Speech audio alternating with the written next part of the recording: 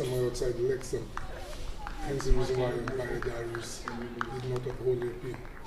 And just completing the team, Nisha Alexander, Destiny Edward, and Sky Smith. And this one is driven back to the bowler. So good tight stuff there by the captain, Paul Etienne, Kev Shalry. Well, Etienne almost setting the tone there for Dominica. She's the most experienced player on the team. She's really a veteran, and you know, St. Lucia will be well aware of that and try to keep her out as much as possible.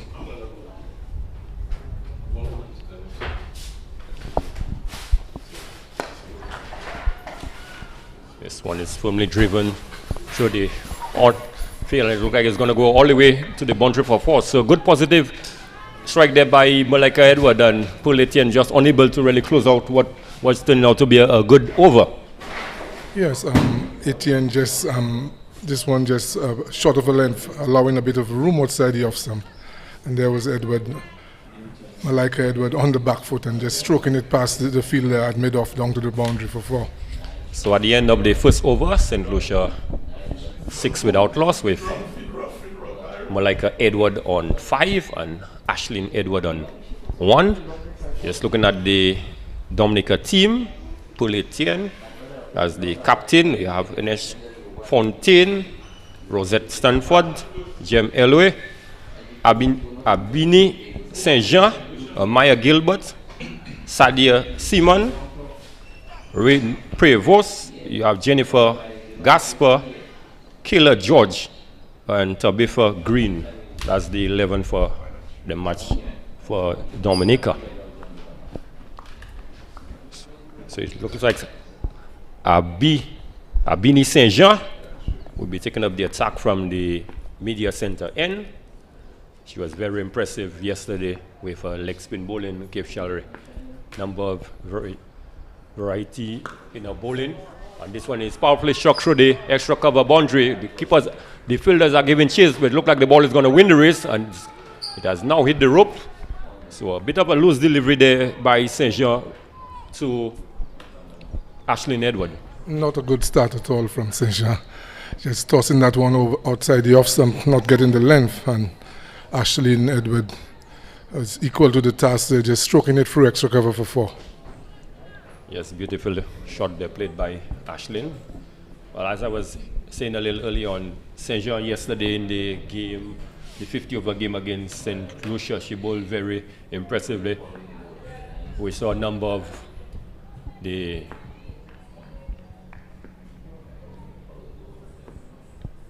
one and a loose delivery down the leg side there, a white signal by the umpire. Like I was saying, with the left arm spin, right arm spin of Saint Jean, we saw a number of googlies bowled yesterday, and on quite a few occasions the ladies weren't able to pick her.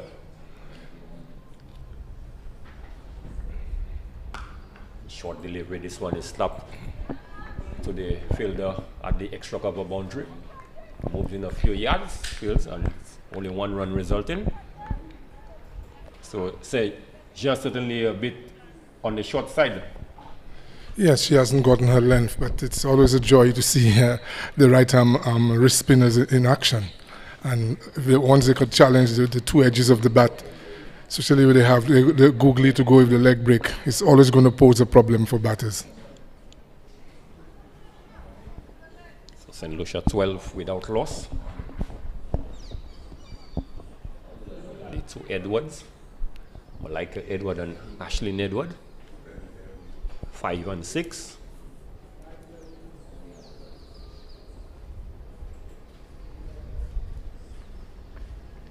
Shot. This one struck to the fielder at the mid-off, sorry. No run resulting.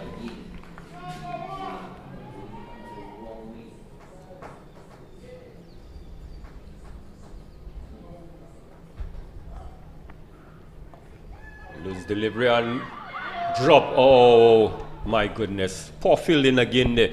Rank long hop. And Malika Edward hits this one straight to the fielder at the backward square region. Kev Shalry, and she did a miss with it.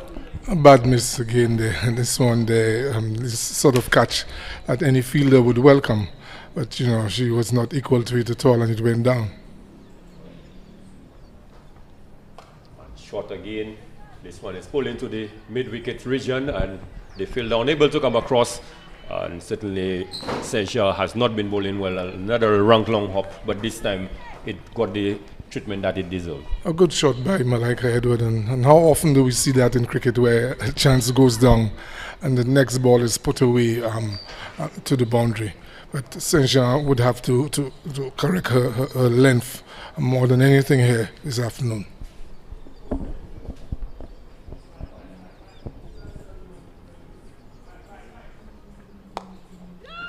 Punched on the back foot through to the extra cover. They've gone for one.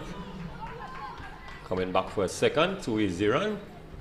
So at the end of the second over, St. Lucia moves on to 18 without loss. The start of a very expensive over for Senja. Some 12 runs coming off the over. Yes, not the sort of start that Senja would have wanted. You know, we see Dominica starting what we see a lot in that version of cricket, the T20s, with the pace of Etienne from the south and Saint Jean from the north. But Saint Jean did not bowl a good line and length in that over, and she conceded 12 runs. So the captain, Paul Etienne, is continuing from the players' pavilion end.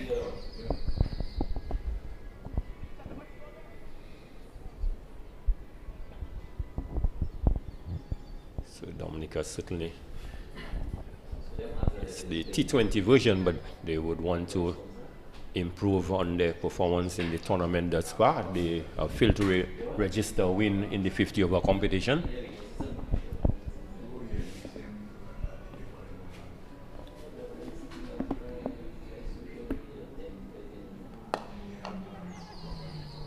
Just punching this one through the cover region. Easy single there for Ashlyn Edwards. She moves on to 7.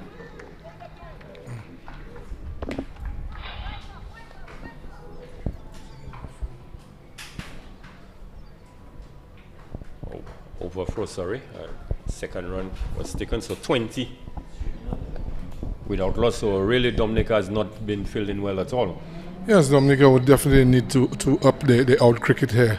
You know, they look pretty loose in the field, already putting down 2 catches, and then this throw coming in and giving that extra run to St. Lucia.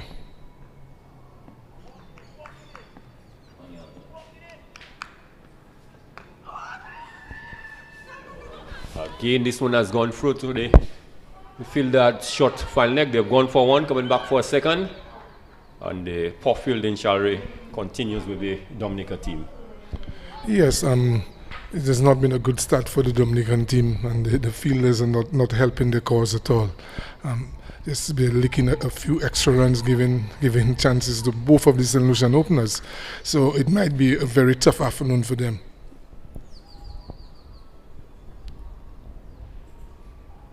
Certainly we have not seen Dominica put out a good performance in the field at all. They seriously need to tighten up on the fielding, support the bowlers. This one is powerfully driven back past the bowler and look like it's going to race to the boundary. A powerful shot there by Ashlyn Edward. Over pitch delivery there by Paul Etienne. Paul Etienne just is going a little too far up there towards Ashlyn Edward, and you know, this is the sort of delivery that top order batsmen thrive on, and Ashlyn just stepped forward and hit it past the bowler down to the long off boundary for 4. So St. Lucia continuing to just pile the pressure on the Dominican team, although it's pretty early, but they've got a very healthy scoring rate. That's the current rate, 10.4. So 26 without loss, with 2.3 overs bowled so far.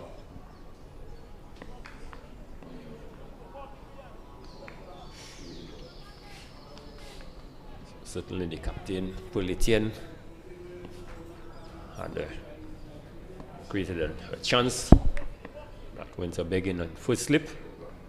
And this one is driven swiftly again, down to the long off region. They thinking of a second, hesitated, and at the last moment, the captain Malika Edward decided to take off for a second run. So a bit of poor run in between the wickets between Malika Edward and Ashlyn Edward. Yes, the communication not very well, not very good between the two of them there. So they need to sort it out. Clearly, there was 2 runs on offer.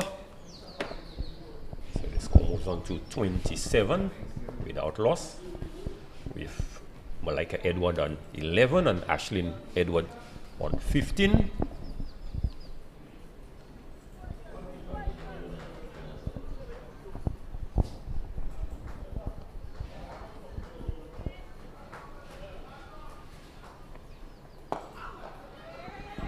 So pitch of delivery again is driven to the fielder at the mid-on, and 1 run resulting. So 28 without loss.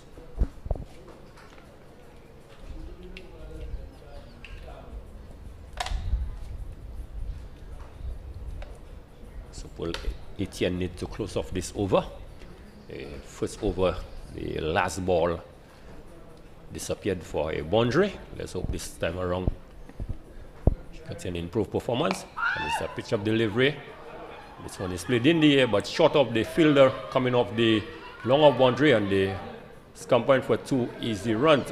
Perhaps a stronger throw. Shalry could have had one of the player like Edwards perhaps in a spot of bother, but certainly a very weak throw coming in. Also, the fielder on the long off boundary was pretty slow in getting into that ball, and with a better delivery into the bowler's end there, Malika Edward might have been struggling. Yes, so at the end of over number 3, St. Lucia 30 without loss. So their current rate exactly 10 and over, with Malika Edward on 12 and Ashlyn Edward on 17. So for Paul Etienne, 2 overs, none for 18. And Seja, her first over, she considered 12 runs. She's into her second over now. Shot outside the off stump and outer edge, is it? And the players are peeling out there.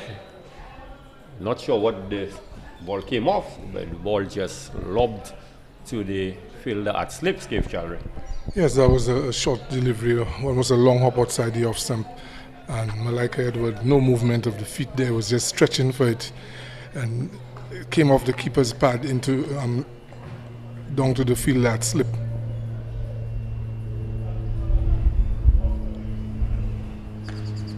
This one was tossed up wide outside the off stump.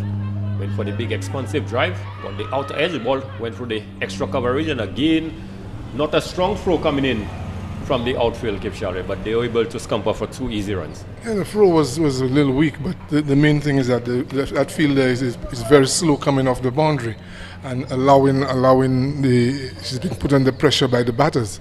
So maybe they need to get the fielders in the deep to be getting to the ball a little quicker. Or maybe they need to perhaps field 3/4 way, because the balls are not traveling all the way out to the boundary edge.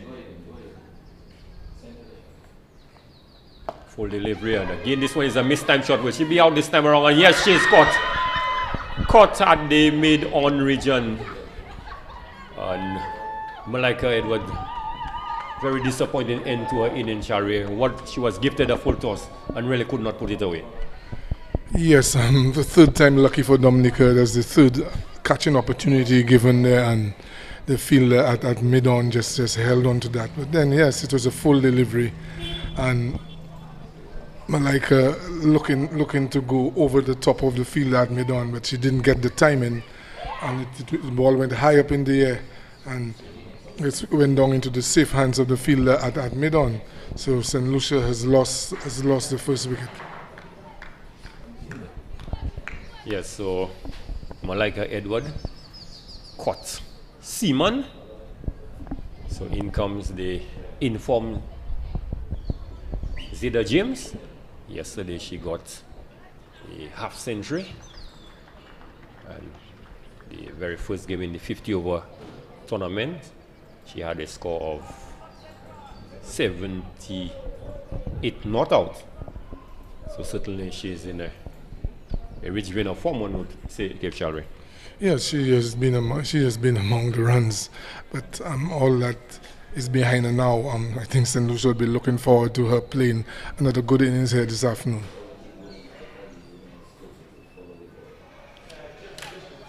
So Zeta James will be on strike. She will be facing Saint Jean.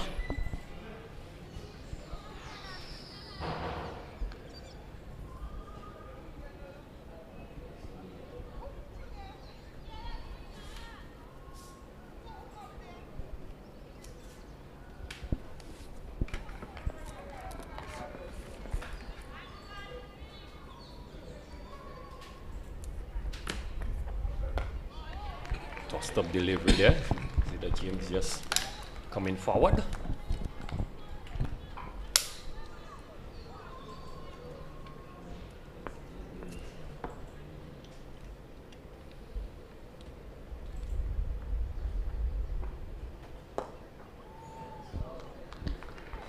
Short just coming on the back foot and playing this one to the fielder at the short mid wicket. So see that James just being a little cautious very early in the inning.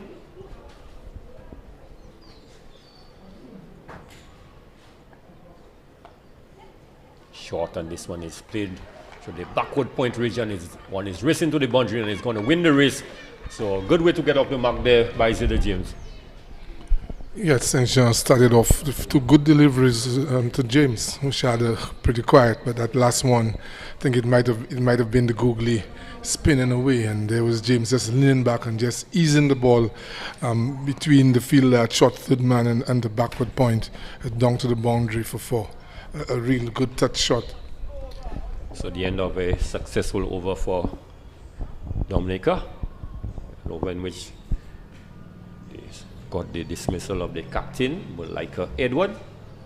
She was caught Simon, bowled Saint Jean for 14 runs. She faced some 14 deliveries and had 2 fours in the process. So it looked like it is going to be a bowling change from the north.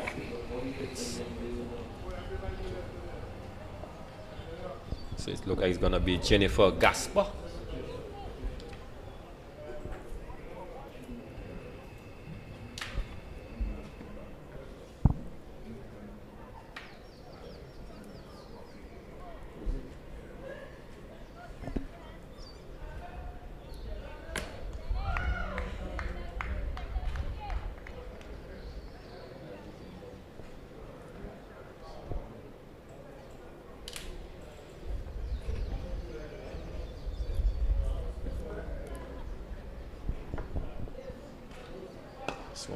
Shot outside the awesome and got the treatment it deserved.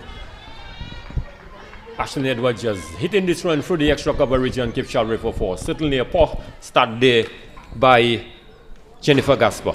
Yeah, a gift really served up by Gasper. That delivery just back of a length and very pretty slow, and allow Ashley Edwards to go on the back foot and just stroke it sweetly through the extra cover region for 4. So the Dominican bowlers continuing to lick runs here.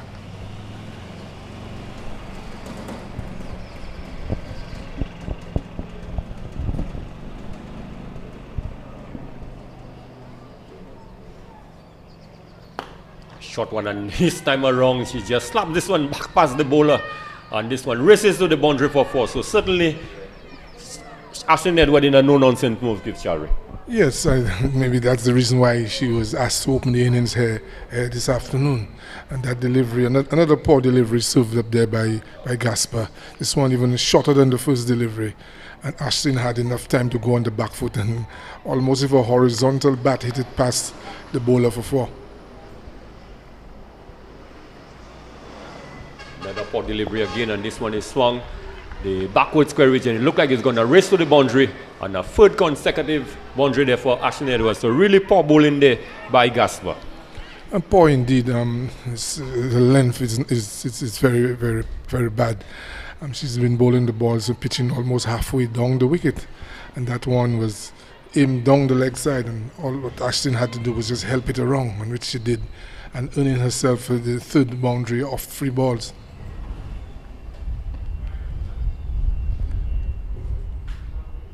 Shot again, and this one is missed time, and she is now caught at slip. What a way to go. Short delivery, perhaps looking to hit this one a little too hard.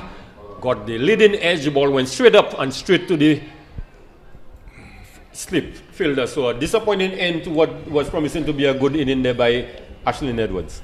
Yes, we know that phrase that is used locally, that you get drowned in honey. That delivery was another rank long hop, and Ashlyn just playing a little too early, looking to pull it through the leg side. Only succeeded in getting the top edge, which just lobbed up to the field that slip.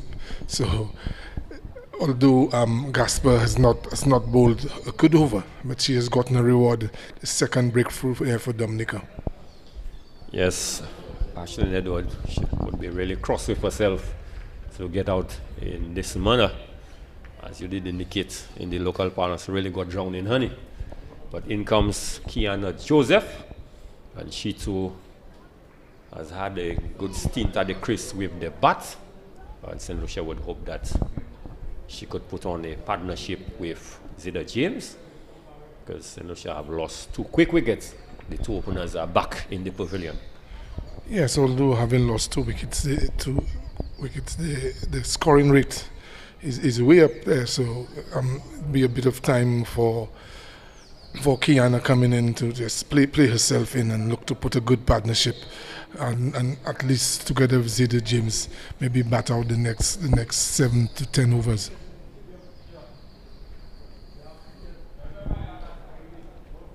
Yes, certainly St. Lucia would want these 2 to be out there for as long as possible, but deep into the inning. They're only in over number 5. And first delivery driven to the extra cover. They've gone for 1. But really no urgency in the running between these 2. But Kiana is off and running.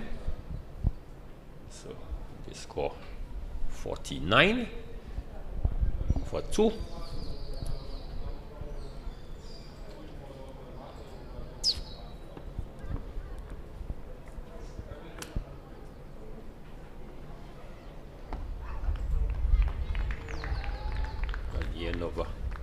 The over, well, a successful over in the sense for Dominica. They were able to pick up the wicket of Ashlyn Edwards, although it cost Gasper some 14 runs. A very good finish by Gasper to the over, having conceded some 12 runs of the first 3 balls, and coming back and getting the wicket of Edward, and only conceding 1 extra run in the over. So although she didn't start the over well, it was a good finish. Yes, the first 3 went for 3 consecutive 4s. So a good end to the over, as you indicated. So the St. Lucia 49 for 2. The current rate 9.8.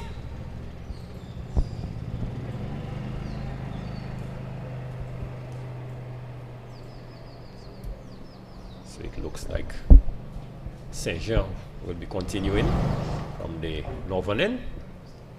She's into her 3rd over.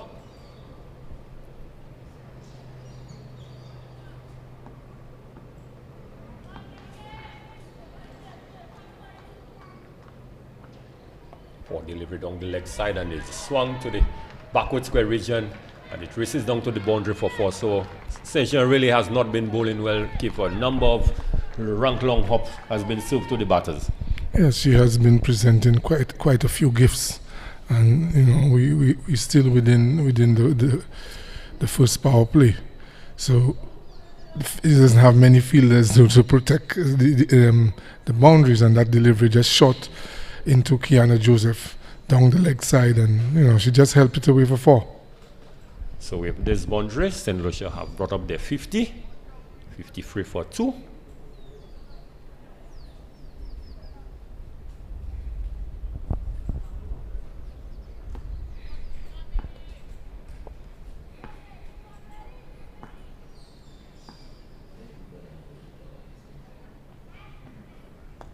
Bishop delivery. Just getting the outer edge and suicidal run. If had she hit the wicket, there's a possibility, strong possibility that Zeta James would have been run out. Yes, it's just poor running basically. And when you have a situation there where your team is in such a good position and the opposition is serving up a gift of the ball now and then, there's no need for that type of running. And St. Lucia just lucky not to have lost another wicket. So, a really sharp single was taken there between Kiana Joseph and Zeta James. James now on strike.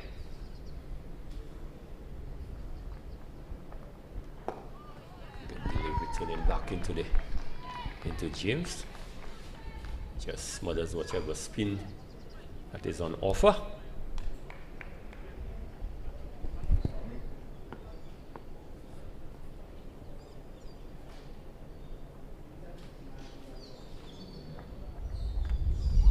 Shot outside the off stump, attempted cut shot. Sergio Keefe seems to be generating a fair bit of bounce out in the middle. Yes, whenever she gets the ball on a good length, there's a bit of bounce, but she has not been very consistent with her bowling.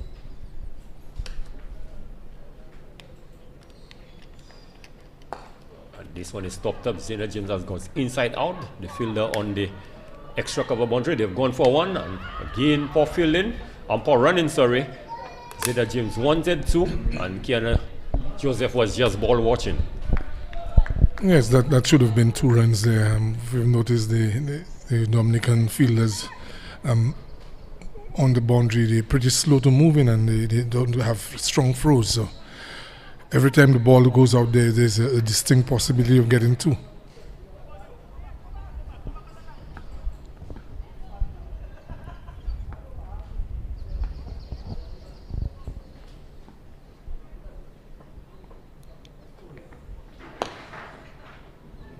Oh, this one was driven to the fielder at the mid-on boundary, and this one just went straight through her, down through the long of boundary for 4. So again, the poor fielding continuing by Dominica.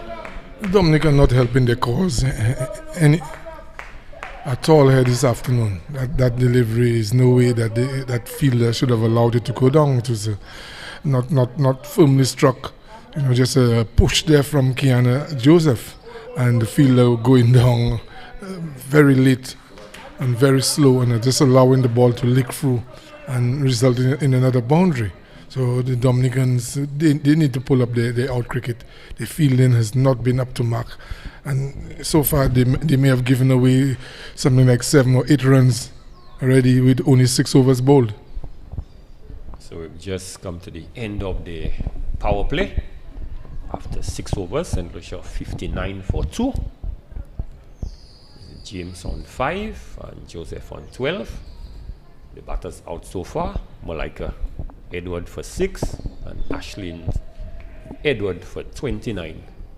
So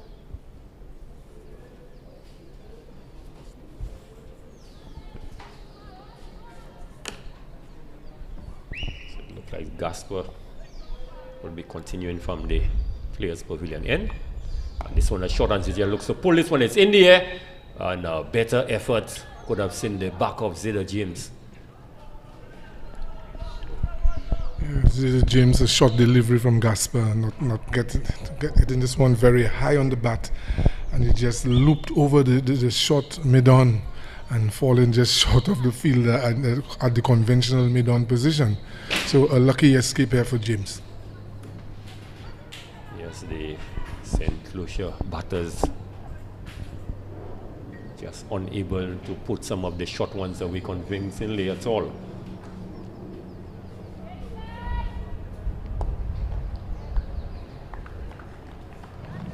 Just a gentle push to the fielder at the short mid wicket.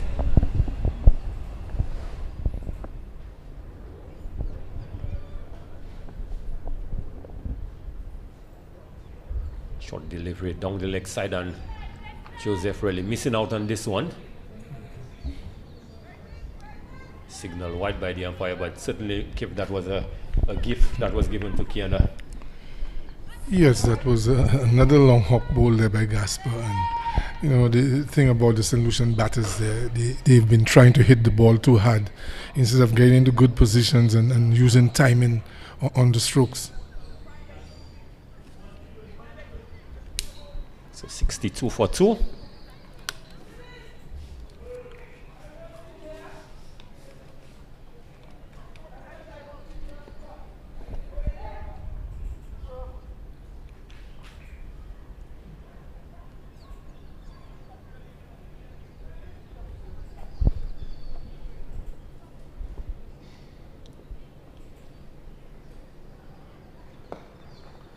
Tossed up delivery. This one is driven to the player at the mid-on region. Again, did not feel cleanly. Luckily for her, the ball did not ricochet too far away from her. Yeah, I think the Dominican fielders have to get back to basics. I think most occasions they're taking their eyes off the ball and watching the batters running. And once you make that cardinal error, you're going to misfield the ball.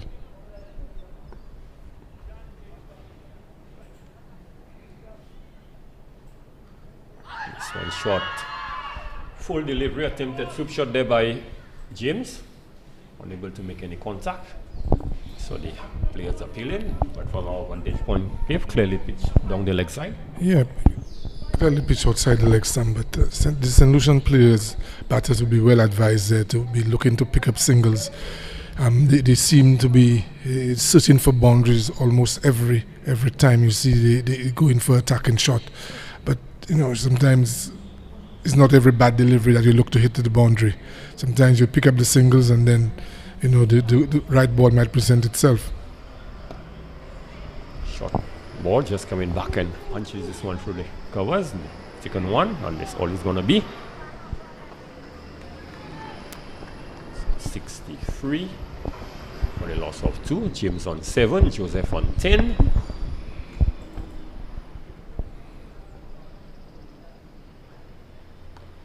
Again, another long hop, which is struck to the fielder on the boundary at the square leg region. And they've only gotten one. Perhaps a little pressure, Keith, as you did indicate, the throw from the boundary is not coming all the way into the keeper nor the bowler. So if they were looking for 2, there's a strong possibility they could have gotten 2 easy runs. Yes, the St. Lucian batters have to show a little more awareness outside there. From the inception of the game, you notice that the fielders in the deep positions, they're moving fairly slowly into field the balls, and not most of them don't possess a good throw. So if they could apply a bit of pressure, then they could force a lot more errors from them. So at the end of over number 7, St. Lucia 64 for the loss of 2. James on 7, Joseph on 11.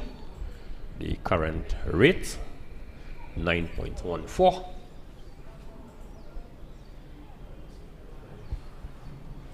So it looks like a change of bowling from the northern end.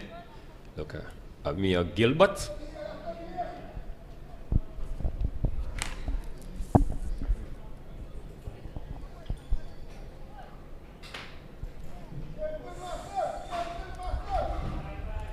Gilbert is coming in to replace Abini Saint Jean.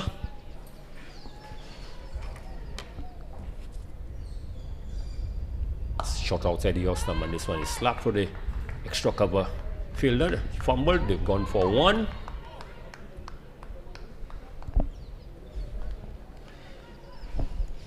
So Gilbert starting with a short delivery, give outside the Austin.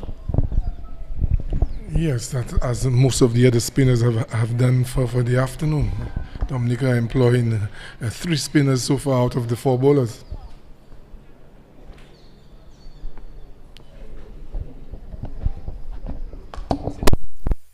Out or not. Just peeling off the face of the bat. Just looping into the extra cover region. Again, the fielder coming in from the extra cover boundary. Certainly a much better throw. Yeah, a much better throw this time, but you did mention earlier that maybe the fielders should be feeling a little way off the rope. If that fielder was a little closer in, that might have been an opportunity to dismiss James.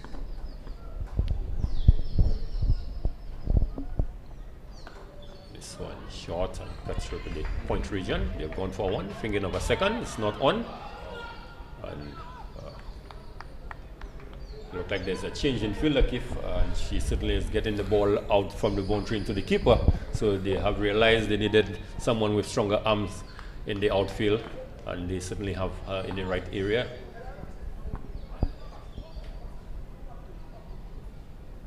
And this one is powerfully struck through the cover region. It's going to race through the boundary for 4. So this one had 4 written all over it as soon as it left the bat of Kiana Joseph. A good shot from Kiana Joseph. It's one of the shots where she was not looking for power.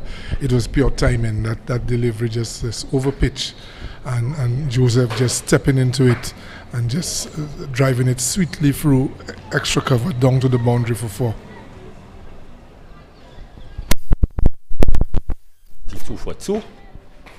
Joseph has moved on to 16. This one is driven to the fielder at the short mid-off region. And quick single being scampered through.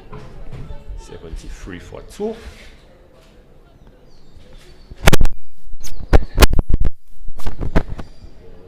Short delivery, and James looking to hit this one. Is has carried all the way through, and it is dropped at the mid-wicket region. So again, the poor fielding continues for Dominica. Yes, Dominica not doing any good to their own selves there. That one, a short delivery, and James looking to power it, I think over mid-wicket, but it's a very big boundary. Square of the wicket, and she's only succeeded in hitting the hands of the fielder coming off the boundary at forward square. Had all the time in the world to settle under it, and couldn't hold on to the catch. So the Dominican fielders really hurting their team and the bowlers here. Yes, so far we have seen 3 drop catches, and they were not difficult to imagine. These are regular catches. Really. Yes, especially at that level cricket you're talking about. You expect these chances to there could have been in a spot of bother had they held on to the chance. Generally, you see, is a reflection of the odd cricket. The feeling has not been good, the ground feeling, and the catch has not backed up the bowling. So certainly Dominica, as they would say, they are shooting themselves in the foot. So a change of bowling at the South Players Pavilion end. Tabber for green.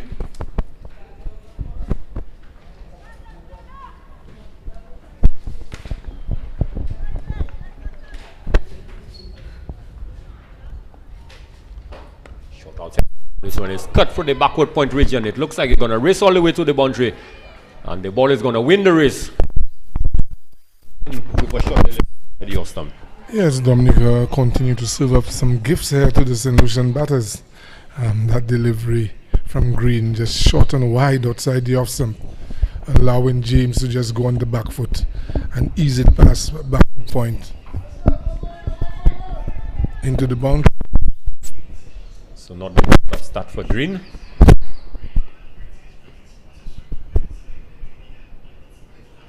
This one a shot outside the off stump. It's pulled all the way, and it's one bounce into the boundary for 4. So another short delivery. Zeta James really did not get the full hold of this one, and keep perhaps with a better fielder out there, she could have been in a bit of trouble. Yes, there was a chance for the fielder at the deep backward square leg boundary, but like we have said, the whole afternoon Dominican fielders did not doing justice to their cause. She was just a little slow moving around to her left, and that ball just fell about a yard boundary. So some better movement of the fielder, it might have been a catch. So 2 fours in 2 consecutive deliveries there for short delivery again, and Zidane is looking to pull this one. It's in the air again, not showing the awareness, and the ball has spun past her. It looked like you're going to hit. Oh my goodness, that's 2 injury, Kip Shalry.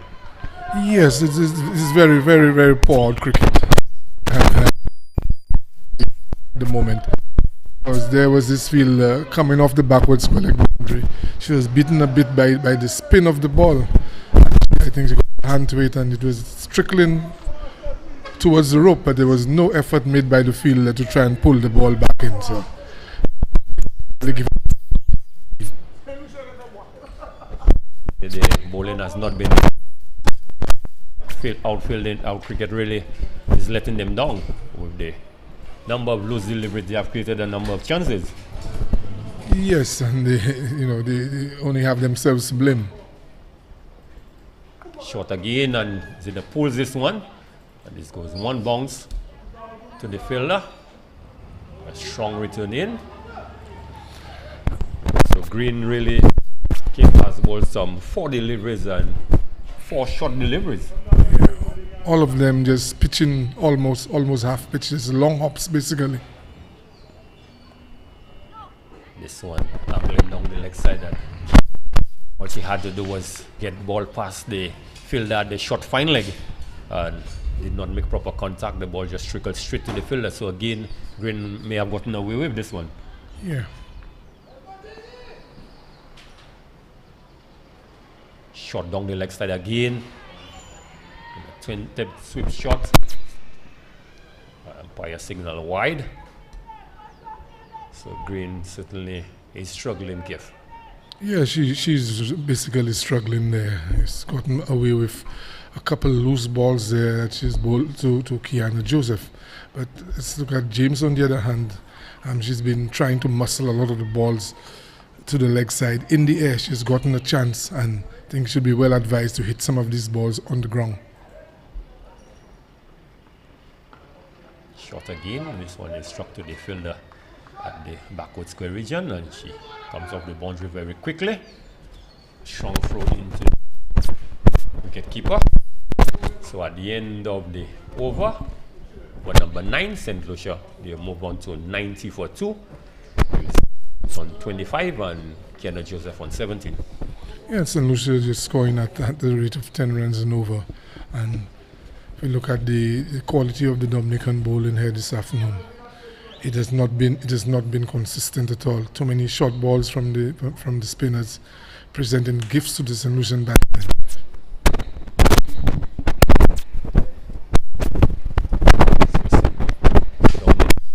Need to improve on the bowling.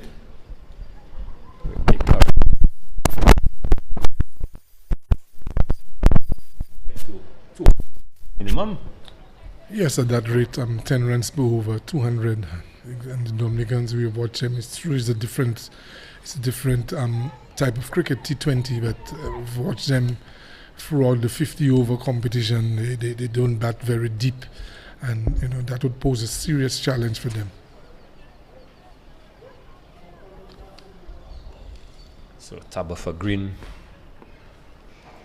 No, it's number 5. Gilbert will be continuing. This one is tossed up, and Zeda James comes down the track, and this one was a wide outside the off-stump. Really was lucky to get bat onto it. Yeah, Greg, there's no need to be rushing. The Dominican bowlers are actually serving gifts, so the St. Lucian batters will just wait for their opportunities. Again, looking to muscle this one down the track, getting the thick outside edge. Ball trickling to the fielder at the short footman region. Just 1 run. But clearly, if Zeda James and Kiana Joseph, they are looking to hit the ball a little too hard. Yes, they're looking for too much power instead of just looking for timing and placement. Wide outside the off stump, not called wide by the umpire. Perhaps a little lucky to get away with this one. Yeah, from our vantage point, it looked like that one was almost towards the return crease. Tossed up delivery down the leg side again, and has taken full control of this one. Is racing down through the fine leg region, and the fielder comes around from backward square, and she has saved her team 2 runs. Yes, a good effort by that fielder on the deep backward square leg boundary. Is a far cry from what you've seen from some of the other fielders. So 92 for 2. Tossed up delivery, and this one is struck powerfully to the captain at the extra cover region, Pearl Etienne, who puts her body on the line and saves certainly what could have been 4 runs and only resulting in certainly the veteran Etienne is teaching the youngsters how it should be done.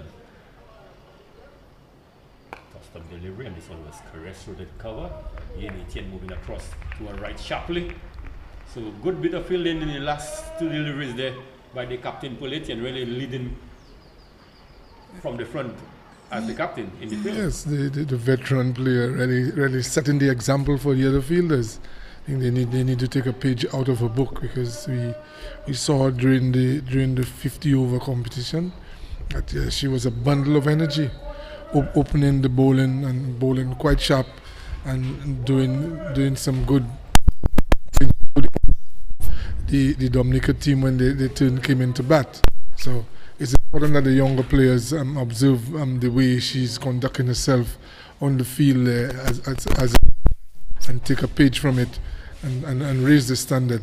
You know, it would be the break is it would be a good opportunity for the Dominican team to group improve their fortunes in the game.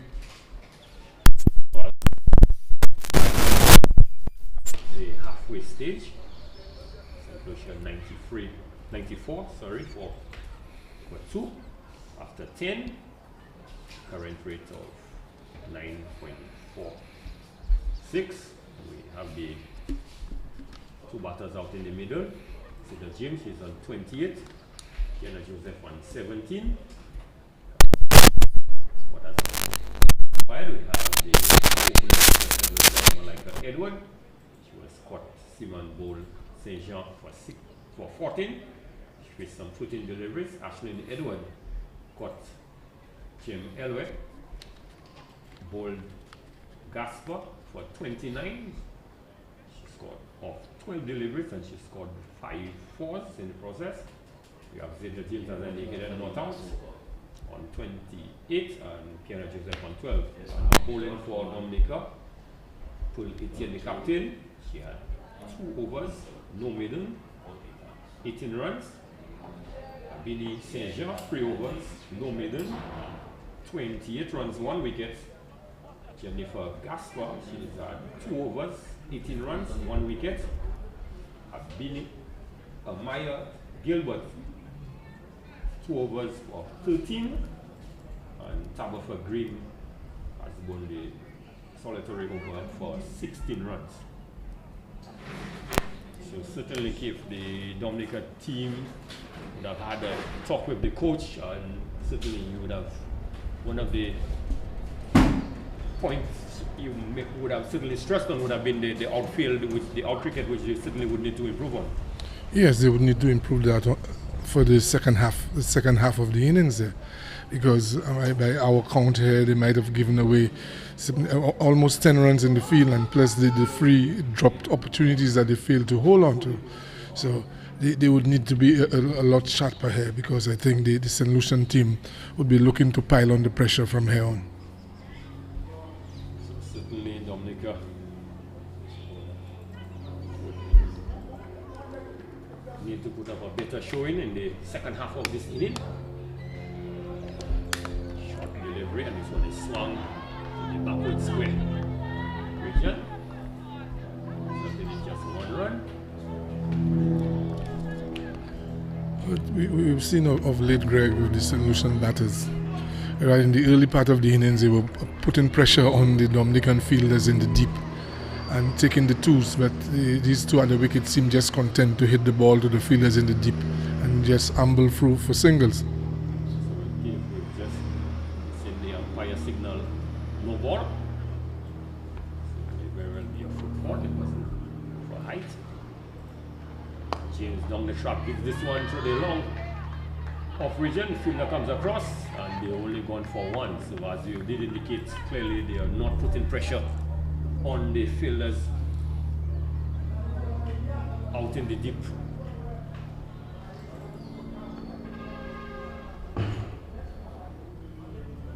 Shot down the left side, and this one she has gotten hold of this delivery, swung it to the backward square region loose delivery there by the bowler.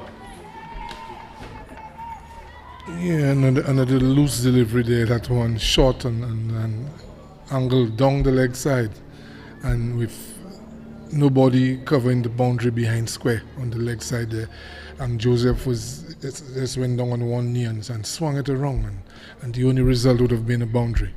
This is what she got. So St. Lucia's score continued to move on there, and pressure continues to be on the Dominica fielders.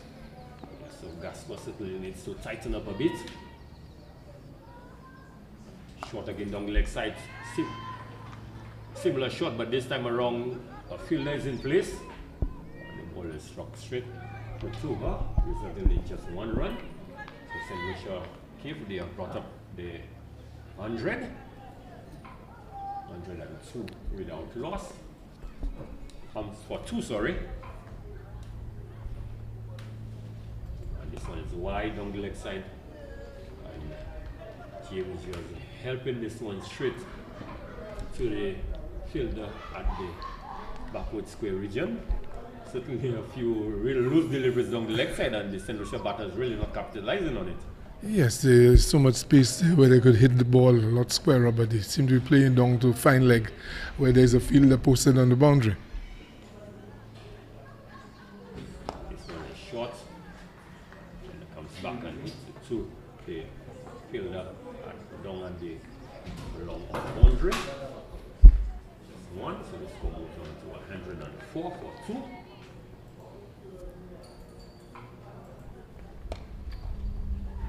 Played through the point region with 1 for 1.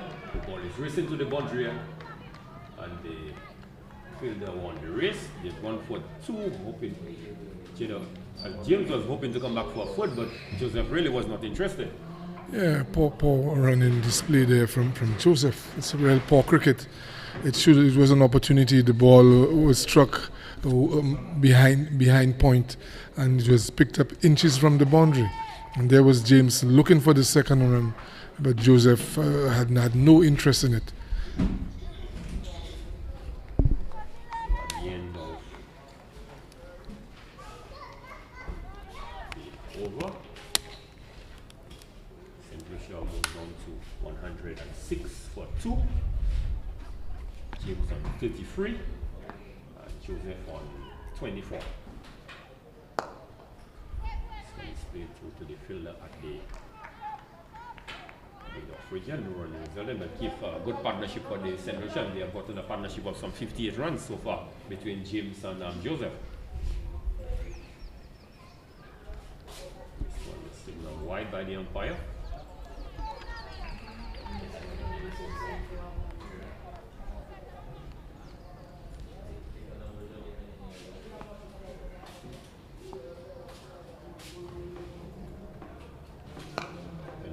Powerfully struck through to the covers, and the diving pull Etienne couldn't get hold of this one, and just raced through to the extra cover boundary for 4.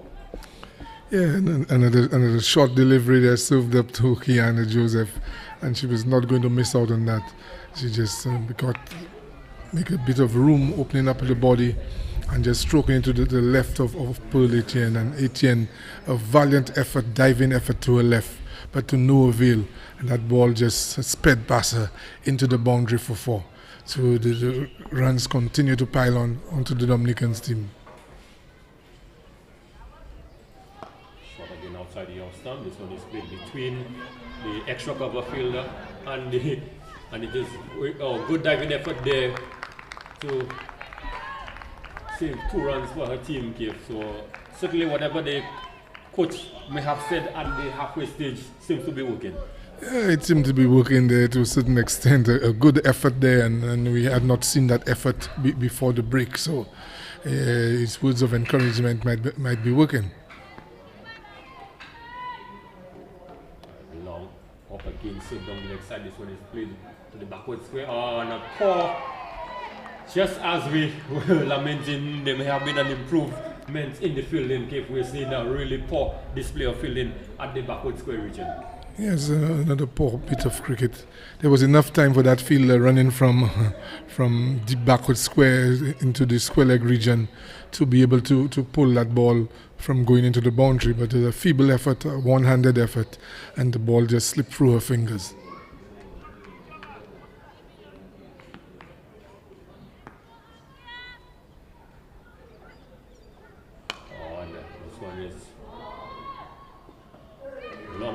Full delivery outside the stump, and Kiana really should have put this one away.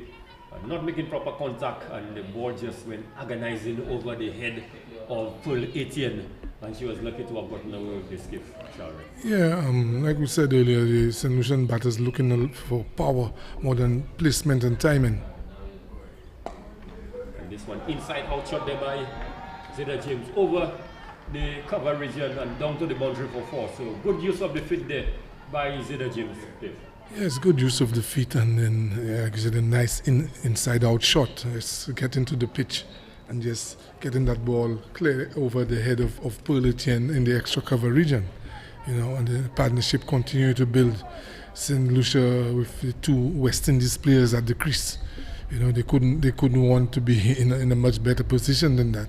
And these 2 would be well advised to just continue putting the pressure on the Dominican team, because the bowling seemed a bit ragged at the moment, and the fielders are not giving them the type of support. So St. Lucia well on top, and they should really continue to pile on the pressure.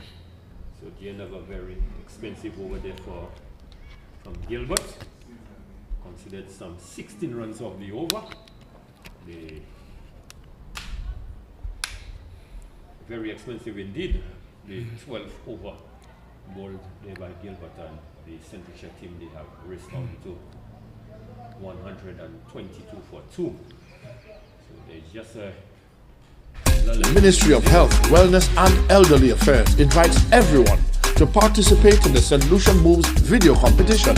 To enter, create a 1-minute video doing exercise or any physical activity. Add the St. Lucia Moves jingle to your video.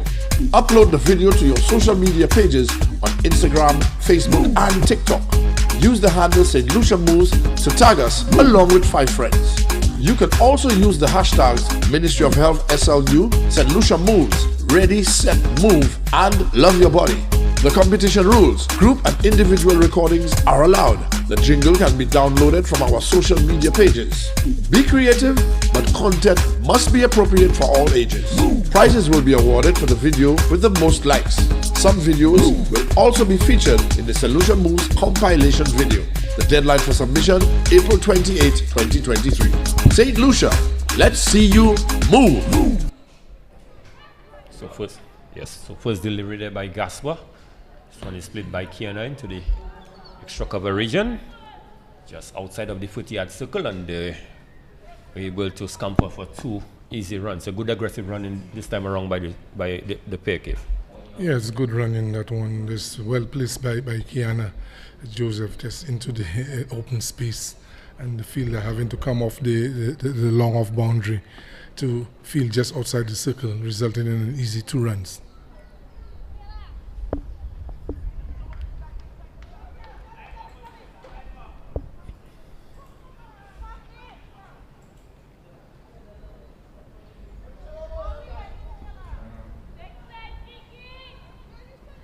So the captain Etienne seems to be moving her fielders around. Really have not gotten it right as yet.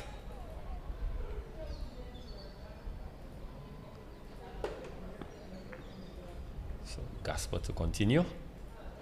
This one is driven hard at the bowler. The ball just ricochets off her shin. May have caused a bit of damage. Yes, it would have caused a bit of damage there, because Kiana Joseph this pack a very hard punch indeed. Very good time off the ball, and hits it with quite a bit of power as well. And this one was well struck and came off the shin of the fielder towards the captain Pearl Etienne in the extra cover region. So Gaspar seems to be a tough little cookie. She continues, and this one is struck straight to the fielder at the mid-on region again. This was struck straight to her. Powerful, perhaps a better effort could have seen Kiana Joseph in problems. Yes, the fielders they're not alert enough, and they're not showing any confidence in the field. They're moving slow.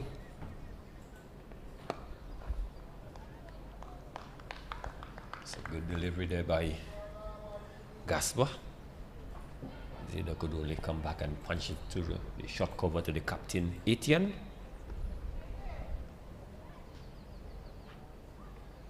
And good use of the feet, and this one is struck high and hard and goes all the way for 6. So first 6 of the inning there, Zeda James, Cape Shalry.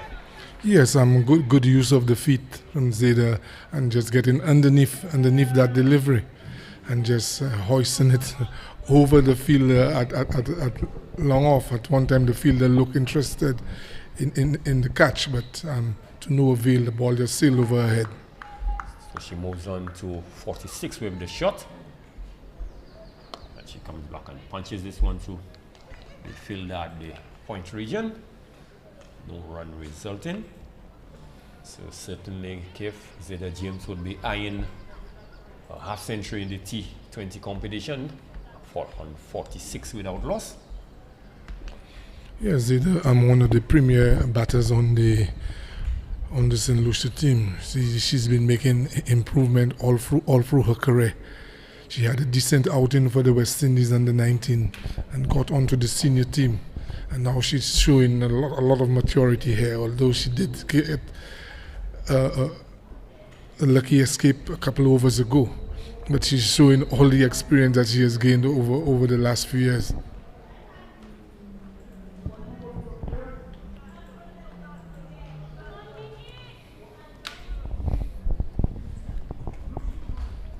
So it looks like the captain, Etienne, is going to come in for her second spell.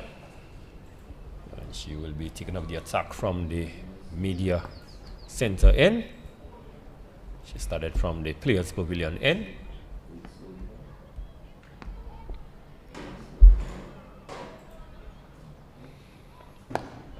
Good delivery right on the money. Good first delivery there to Kiana Joseph. Kif. Yes, Etienne coming back from this the Northern or broadcasting end, and right on the money straight away. So certainly experience does account for something.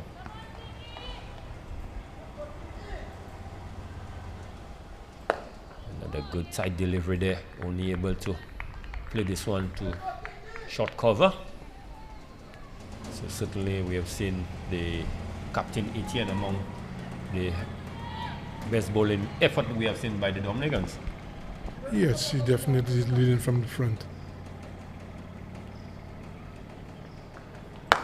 This one is driven again, not properly timed on this occasion, but straight to the short cover. So free dot deliveries there, a bit of pressure mounting there by Etienne. Certainly this is just what the doctor would order at this point, because they have a few very expensive overs. Again looking to punch this one, attempted run, but good that the short cover fielder was shadowing, really prevented any run. So 4 dot deliveries so far.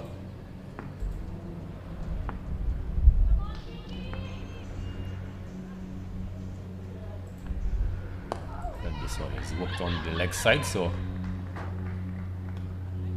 good work there by Kiana Joseph.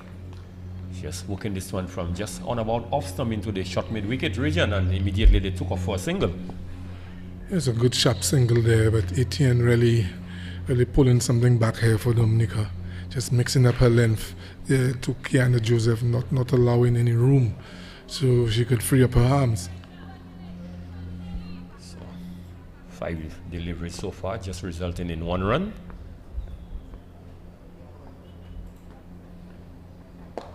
Again, good delivery there, straight at the stump to Zeda James. So at the end of the over, St. Lucia 132 for 2. So keep just 1 run coming off this over of Pearl Etienne. Yes, Etienne just reintroducing herself at the northern end there and just bowling a good tight over. But I think it was good, sensible batting from the St. Lucian batters at the crease, realizing that Etienne is the mainstay of the bowling. they can just see out. They're going to pick up the runs off the other bowlers who have been quite loose this afternoon. So it looks like Gilbert will be coming on from the Players Pavilion end.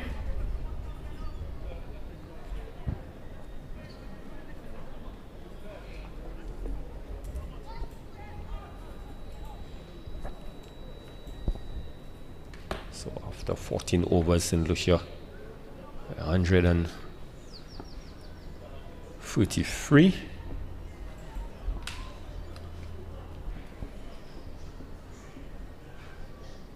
Tossed up delivery, and this one is struck to the wide of the fielder, coming off the long off boundary.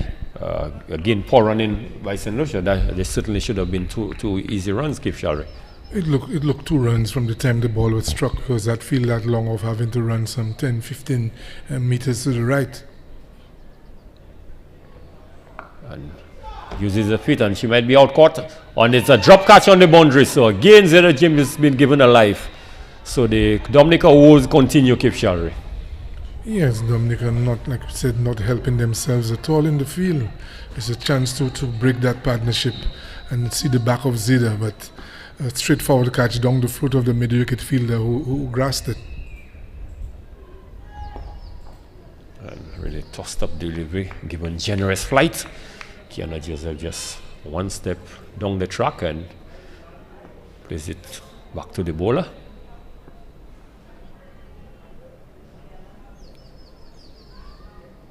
Shot down the leg side, and this one is placed away, and this was a shot of authority, long hop down the leg side, and was struck to the backward square boundary for 4. Yeah, another loose delivery there, begging for punishment. And this time we saw Kiana getting into good position and really striking that ball sweetly. It's forward of square, the fielder on the backward square leg boundary moved around to the right, but there was no chance of pulling that one back. So Gilbert continuing to be a little loose with her bowling, and on this occasion she was punished by Joseph.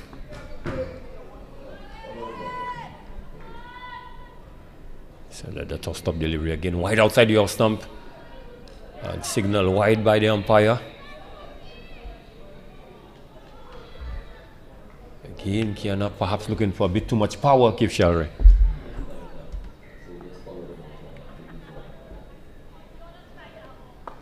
Again, tossed up delivery, and it was struck straight to the fielder at the point region.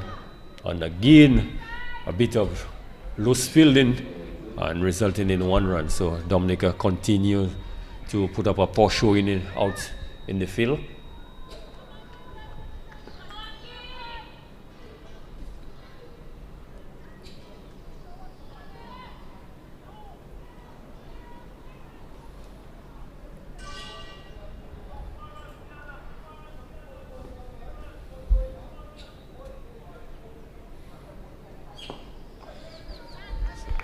James on this location coming forward.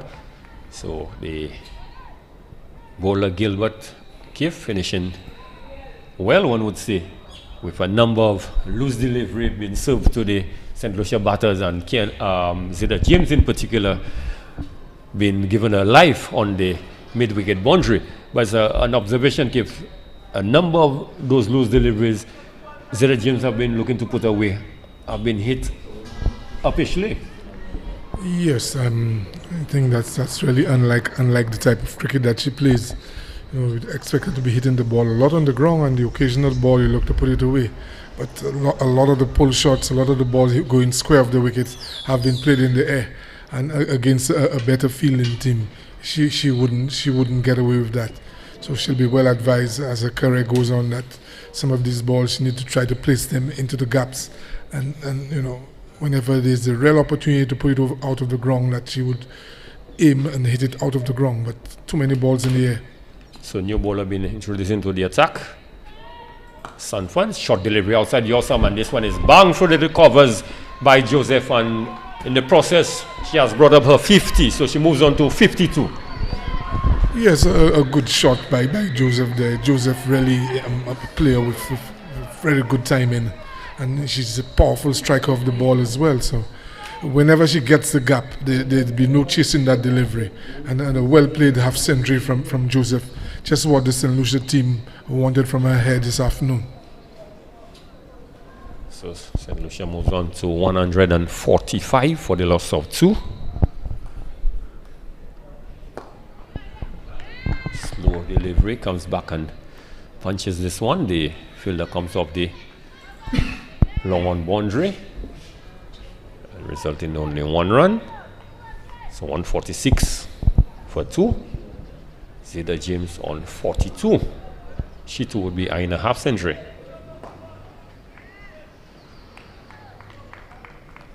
But she certainly is riding her luck. She has given 2 opportunities that have both gone a begging. And short one places uppishly. Again, a diving effort there by the captain Etienne at the extra cover, short extra cover. Certainly she would have saved 3 runs, Kip Shalry. Yes, she would have saved the boundary there. Had it gone past James, had it gone past Etienne, it would have been a boundary for James. Shot outside the Oster man.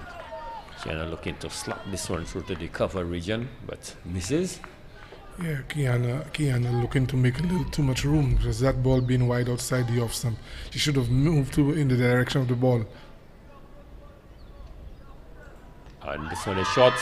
Misses this one, and she's the judge LBW. Playing across the line, almost kneeling in the wicket. And certainly this one was plumb from our vantage point, Keith.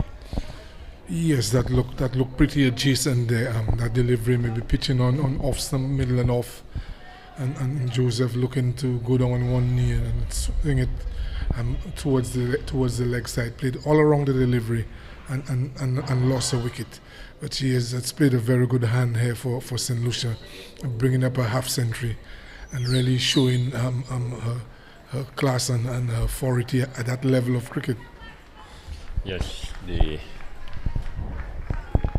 team would be pleased with her effort getting to a half century, but one would have thought that having done all the hard work, she would have looked to press home the advantage, because there's not any sort of menacing bowling out there, and she really should have stayed out there and really capitalized on some of those loose deliveries, because almost every over, with the exception of the over we saw from last over from Paul Etienne, the bowlers have been serving about 2 to 3 deliveries that clearly they should be putting away. Yes, most of the bowlers have been serving up what we basically can call gifts to the batters, and then Kiana should have been in there waiting for the happy hour to come around, but she in an effort to try and push the score on, she didn't judge the length of that delivery and went across looking to hit to the leg side, and she was a judge LBW. But St. Lucia is still in a good position, only 3 wickets down, and the rest of the batters would look to pile it on to get that score close or over 200 runs. So it looks like Prevost, she's wearing the jersey number 1. So Dominica is introducing the 7th bowler.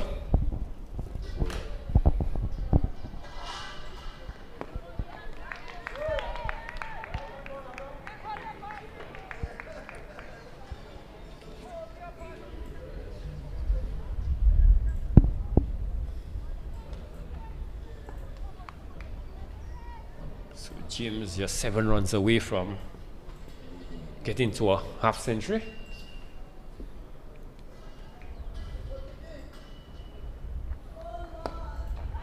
So when she punches it into the covers, good diving effort there by the captain, Paul Etienne. Just picking up this one hand grip, and we see she tumble in the process. So certainly the veteran is putting on a show in the field. Yes, she's showing that her undoubted class as a fielder out there. She's bowled reasonably well for Dominica and really setting a good example for the younger players.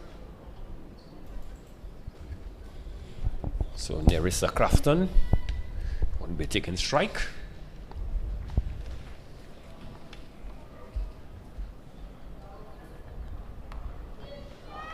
This one is struck straight to the fielder at the backward square, not picking up cleanly. And they've gone for one, coming back for a second. Sort of a weak throw coming in. Nerissa Crafton, certainly in the match against St. Vincent Cave, she had a 9-ball 28 with some 4-4s and a 4-4s and a 6, sorry. So it was a real blistering knock. And this one is down the leg side. A wide signal by the umpire.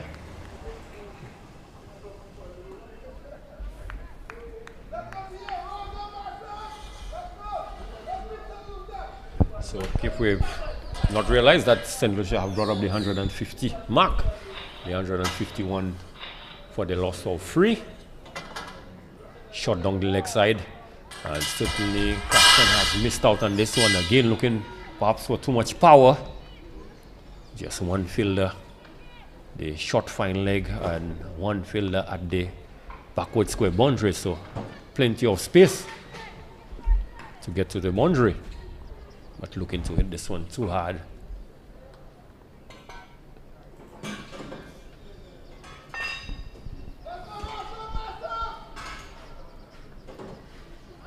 This one on the pads, and should have done much better with this gift. Yeah, she at least should have played this one somewhere towards the square leg umpire for a single. But she played all around the delivery, pitch outside the leg stump, coming into her pads.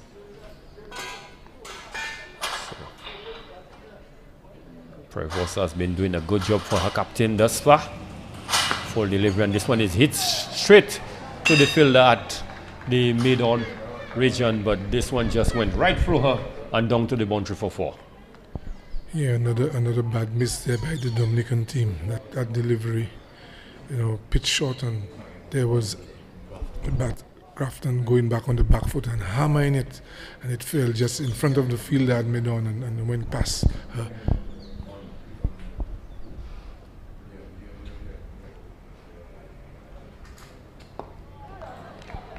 Into the over there by Prevost, dot delivery. So at the end of over number 17, St. Lucia 156 for 3, Cedar James 44, and Nerissa Crafton 6. Yes, the St. Lucian batters would be well advised to look to, with so many wickets in hand, they need to be really attacking the Dominican bowl in there. 156 for 3 after 17 overs. The scoring rate have dropped just slightly because they seem to have been going at 9 and 10 runs throughout the innings. So we would expect the last 3 overs that they would be going all out to push that score somewhere in the region of 180, 190. Yes, so 18 legal deliveries remaining.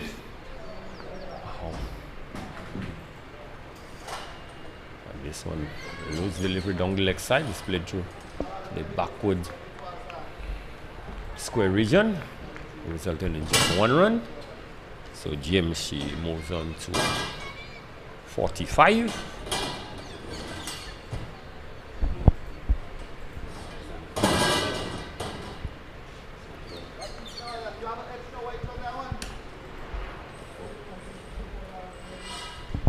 Ronette Sanford just coming back. Yes, no, and there's a possibility of a run out.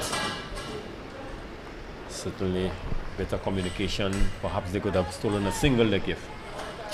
Yes, there was James really looking for his single and really eager to get back on strike. But then Crafton was having none of it. This one just wide outside the off stump and signal wide by the umpire. Yeah, we see a lot of effort here from Crafton trying to hammer the ball away to the boundary, and she'll be well advised to take the singles. And this one loose down the leg side, really getting away with this one. Again, Crafton looking to muscle this ball, Cliff, to the boundary. Yes, I mean, we've still two overs and some balls left. It's quite a bit of time for her. This one, I think a job would be really to try to get Zeta James back on strike, and in the meantime, she'd warm up herself at the crease. So the last 2 overs, she can really have a go at it. I think Crafton perhaps want to replicate what she did in the 50-over competition, and she has not been successful. But on this occasion, she has made good contact with her short pitch delivery, really getting into position quickly, and she dispatched this one through to the square leg region, and she has gotten 4 easy runs. Yes, this over has not been a good over.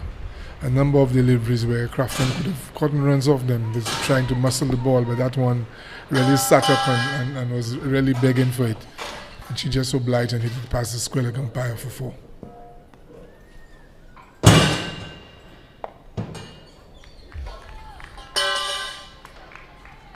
So a good delivery there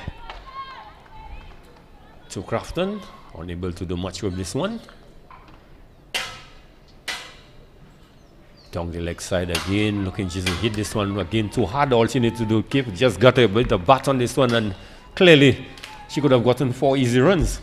Yes, she could have tried to help that one down to fine leg, because it's a fielder wide at a widest long leg. And this one is powerfully struck through to the extra cover. They've gone for 1, fingered up a second, and they have taken off immediately. Good running, strong throw indeed of the boundary, but the Zeta James, what you could say, a la Sherry or the pocket rocket. She was back in a flash. So we're at the end of the 18th over. St. Lucia have moved on to 166. We have Crafton on 12 and Zeta James on 45. Yes, Zeta James has slowed up quite a bit in the last couple of overs. She was going at one time almost neck and neck with Kiana Joseph. But Kiana has left after having completed a century. But James would need to pick it up in the last 12 balls of the innings, see herself with a half century, and push the St. Lucia score a little further on. 188, 12 legal deliveries remaining. Can St. Lucia get to 180, 185 thereabout?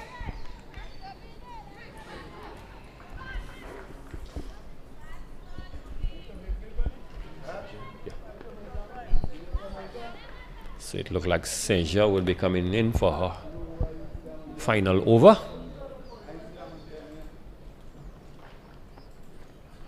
And this one spinning into the pads of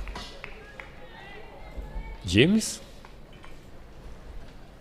One would say good delivery, unable to really put this one away.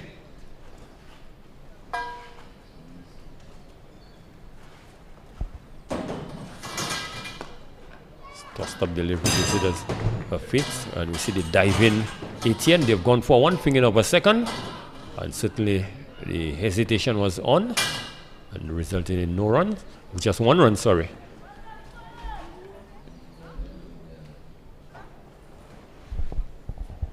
So good tight stuff, one would say, if by Saint-Jean in her last over, first 2 deliveries only considering 1 run. Yes, Saint-Jean would want to finish off very, very, very strongly here for Dominica and maybe pick up a couple of wickets. And this one was tossed up.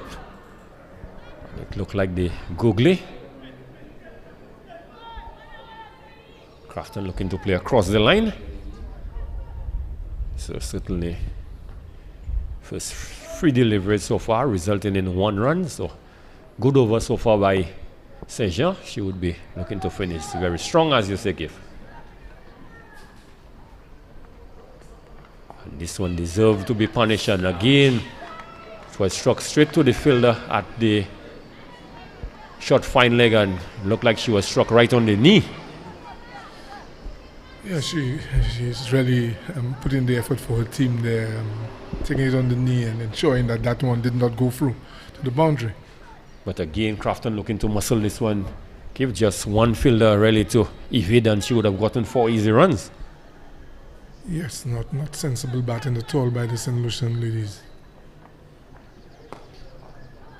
And James on this occasion using her feet, but not getting quite to the pitch of the delivery, only resulting in playing it to the player, the fielder at the mid-on region.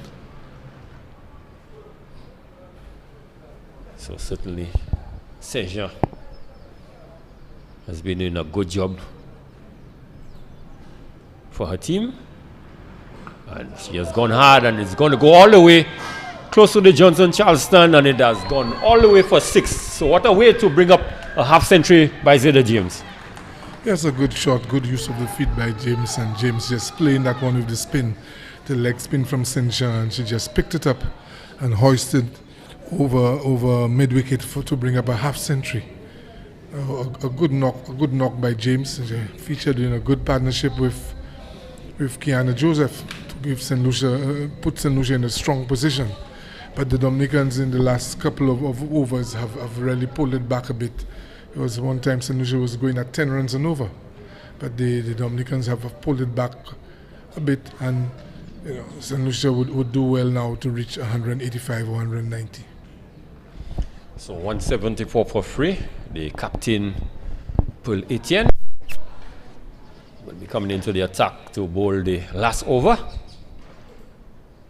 So certainly St. Lucia would be looking to see if they could get as many as possible. Pitch up delivery, sort of Yorker length. They have gone for 1, driven to the wide of the long on fielder, but they've scampered back for 2 runs. So good aggressive running by these two. And they would want to get St. Lucia possibly close to 185 thereabout.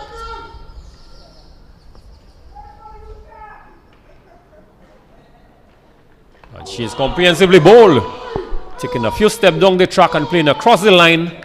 And certainly the captain, Etienne, she has bowled well, and she deserved that wicket, Kip Shalry. Yeah, if there's anybody who deserves a bit of reward outside there, it has been Etienne. She has shown, she's shown good heart out there while everything is falling apart around her. She's been keeping her levels, keeping her standard up. She's been outstanding in the field.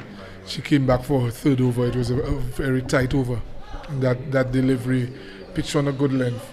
And Crafton looking to swing for the hills, playing all around that delivery and losing the middle and off stump. So success for Dominica. There is a Crafton being comprehensively bowled by the captain, Paul Etienne, who was bowled very tight lines and lengths this afternoon, but had not really the reward until this last delivery. So she certainly would want to end well and give Dominica perhaps a score of less than 180 to reply to. But St. Lucia, they do have a good platform. The likes of Zeta James on 52 not out, so the new batter would well be advised to perhaps get off the strike as early as possible and give Zeta as much strike, because she has been in there for a while. Yes, but then she'll be well advised as well to just go aggressive at this point in time.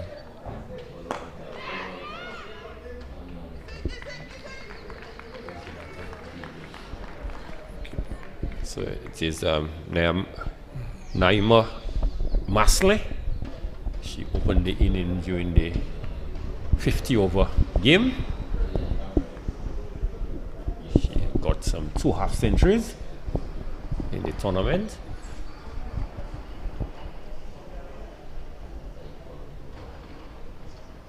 And this one is swung to the wide mid wicket region. They've gone for 1, coming back for a 2nd.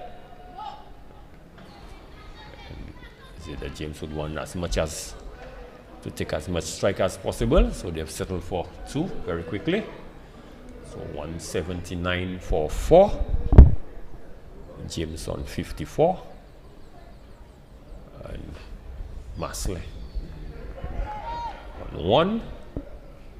So the current rate, they are going over 9 and over, 9.1.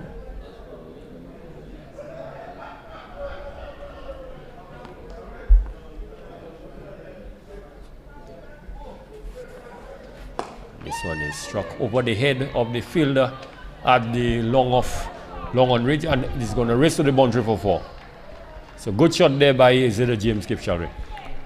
Yes, Purletian just over pitching there on off stump, and with the mid-off fielder inside of the circle, James just got underneath that one and lofted it over the fielder down to the boundary for 4. And another good stroke played there by Zeta James. So 183, final delivery. And she has struck this one truly. Oh, poor effort. Player coming off the mid-wicket region. She made the effort, Keith, and just before getting to the delivery, the ball, she just stops. Again, perhaps the lack of confidence getting under the ball. Yes, that was a good opportunity for Purletian to collect her second wicket there. But like you said, the fielder, there was an opportunity. The ball was in the air for a very long time. And when she seemed that she would have come in and settled underneath it, just allowed it to drop and take it on the bounce. So a good spell there by Etienne. But at the end of the day, St. Lucia has a very good score on the board. Yes, 185. Certainly, this is a very challenging total. And it is a different format, but from what we saw with the Dominican batting yesterday, they certainly would have to come very good if they are to overhaul that 186 runs. Yes, it's one of two things. Either they would have to play out of their skins, or St. Lucia would have to play pretty badly to lose that match. 180 runs of 20 overs. That's a pretty tall order. And like you said, we saw the batting of the Dominicans in the Super 50 version of the tournament, and it does not inspire much hope for them. But then this is cricket, and you never know what could happen. But I would rather be in the St. Lucian camp at this time than Dominica. Yes, so a lot would be expected of the captain Purletian. She's one of the mainstay of the batting in the 50 over competition. She had a knock of 83 not out. And the likes of Jem Elway also, and Fontaine. These are 3 of the batters that a lot would be expected of. So at this point, we're going to take a break, and we're going to resume in the next 10 minutes, where Dominica would be replying to St. Lucia's first inning of 186. The Ministry of Health, Wellness and Elderly Affairs invites everyone to participate in the St. Lucia Moves video competition. To enter, create a 1-minute video doing exercise or any physical activity. Add the St. Lucia Moves jingle to your video. Upload the video to your social media pages on Instagram, Facebook and TikTok. Use the handle St. Lucia Moves to tag us along with 5 friends. You can also use the hashtags Ministry of Health SLU, St. Lucia Moves, Ready, Set, Move and Love Your Body. The competition rules: group and individual recordings are allowed. The jingle can be downloaded from our social media pages. Be creative, but content must be appropriate for all ages. Prizes will be awarded for the video with the most likes. Some videos will also be featured in the St. Lucia Moves compilation video. The deadline for submission, April 28, 2023. St. Lucia, let's see you move!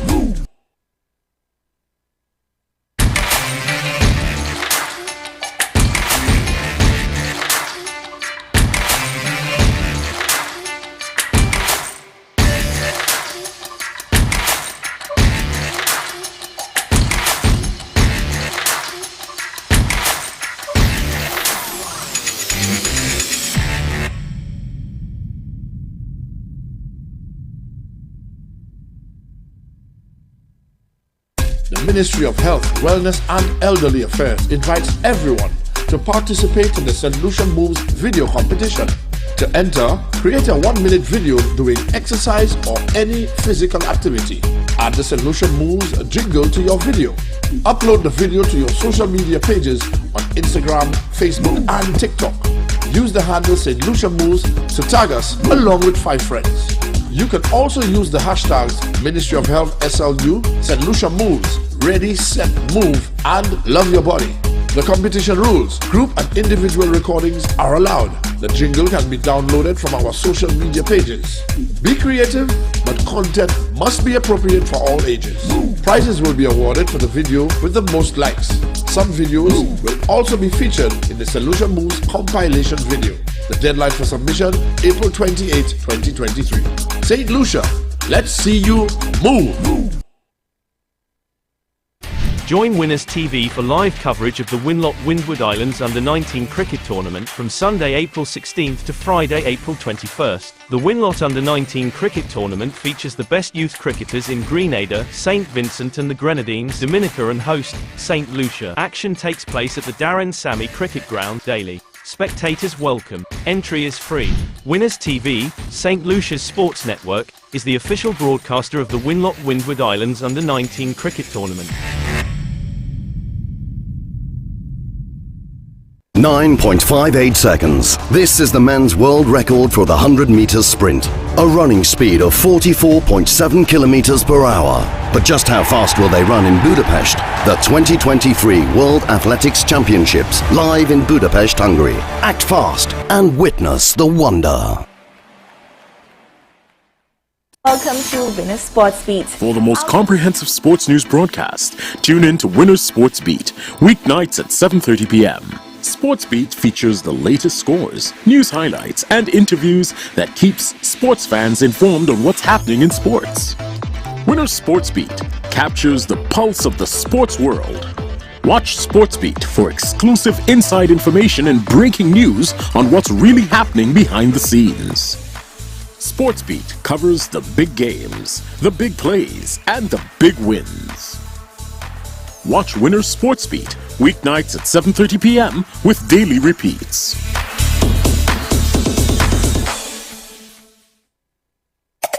For the best cricket updates, analysis, and an in-depth look at the sport around the world, tune in live to Winners TV every Tuesday from 8:30 p.m. for Cricket Nation, the only show dedicated to cricket in St. Lucia. From the nations to the clubs, the leagues, and the players, Cricket Nation is your window to the world of cricket. So be a part of the nation every Tuesday live from 8:30 p.m. on Winners TV.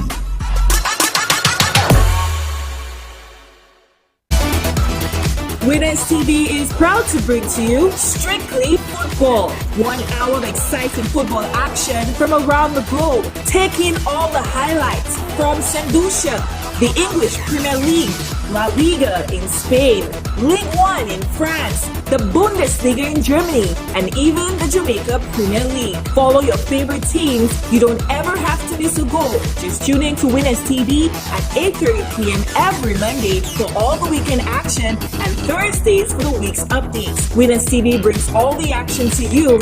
It's Strictly Football, the action-packed highlight show keeping you abreast with what's happening in the world of football.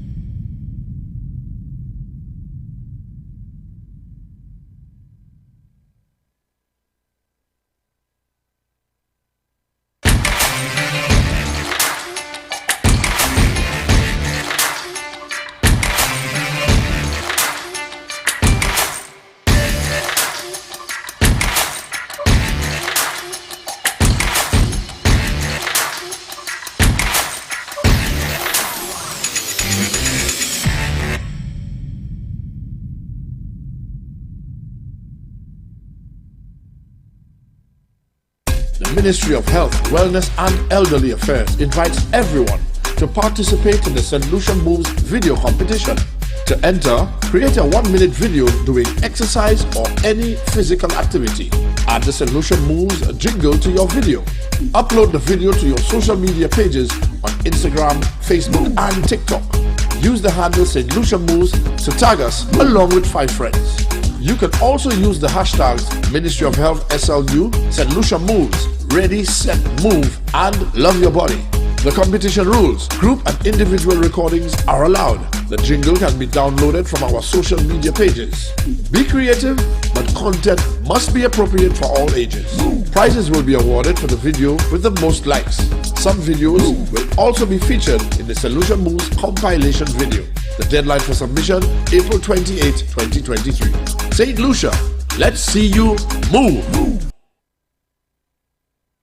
Join Winners TV for live coverage of the Windward Islands Under-19 cricket tournament from Sunday, April 16th to Friday, April 21st. The Winlot Under-19 cricket tournament features the best youth cricketers in Grenada, St. Vincent and the Grenadines, Dominica and host, St. Lucia. Action takes place at the Darren Sammy Cricket Ground daily. Spectators welcome. Entry is free.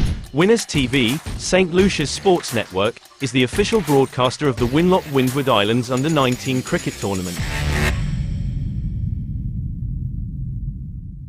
9.58 seconds. This is the men's world record for the 100 meters sprint. A running speed of 44.7 kilometers per hour. But just how fast will they run in Budapest? The 2023 World Athletics Championships, live in Budapest, Hungary. Act fast and witness the wonder. Welcome to Winners Sports Beat. For the most comprehensive sports news broadcast, tune in to Winners Sports Beat, weeknights at 7:30 p.m. Sports Beat features the latest scores, news highlights, and interviews that keeps sports fans informed on what's happening in sports.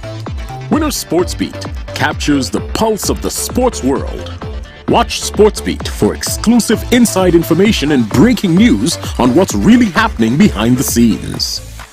Sports Beat covers the big games, the big plays, and the big wins. Watch Winners Sports Beat weeknights at 7:30 p.m. with daily repeats.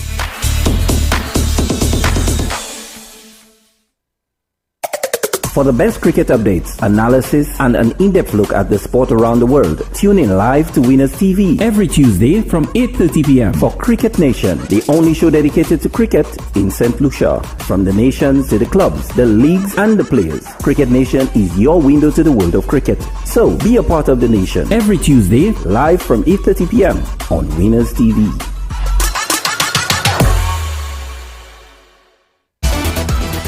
Winners TV is proud to bring to you Strictly Football. 1 hour of exciting football action from around the globe. Take in all the highlights from St. Lucia, the English Premier League, La Liga in Spain, Ligue 1 in France, the Bundesliga in Germany, and even the Jamaica Premier League. Follow your favorite teams. You don't ever have to miss a goal. Just tune in to Winners TV at 8:30 p.m. every Monday for all the weekend action and Thursdays for the week's updates. Winners TV brings all the action to you. It's Strictly Football, the action-packed highlight show keeping you abreast with what's happening in the world of football. Join Winners TV for live coverage of the Windward Islands Under-19 cricket tournament from Sunday, April 16th to Friday, April 21st. The Winlot Under-19 cricket tournament features the best youth cricketers in Grenada, St. Vincent and the Grenadines, Dominica and host, St. Lucia. Action takes place at the Darren Sammy Cricket Ground daily. Spectators welcome. Entry is free. Winners TV, St. Lucia's sports network, is the official broadcaster of the Windward Islands Under-19 cricket tournament. The Ministry of Health, Wellness and Elderly Affairs invites everyone to participate in the St. Lucia Moves video competition. To enter, create a 1-minute video doing exercise or any physical activity. Add the St. Lucia Moves jingle to your video. Upload the video to your social media pages on Instagram, Facebook and TikTok. Use the handle St. Lucia Moves to tag us along with 5 friends. You can also use the hashtags Ministry of Health SLU, St. Lucia Moves, Ready, Set, Move, and Love Your Body.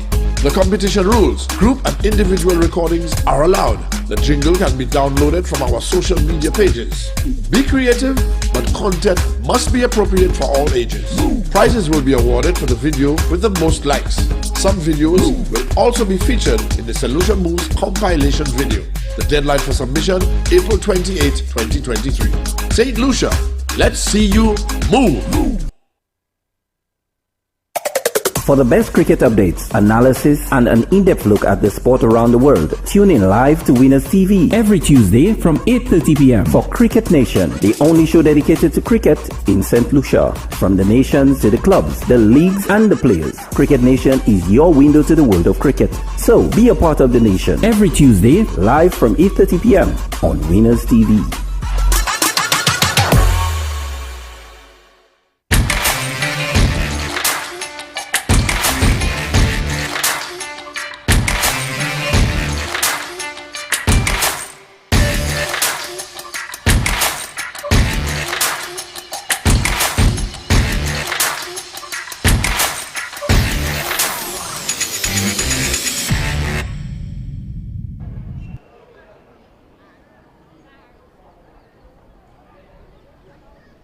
Welcome back to the Darren Sammy Cricket Ground in match number 1 in the 2023 Windward Islands Senior Women T20 competition.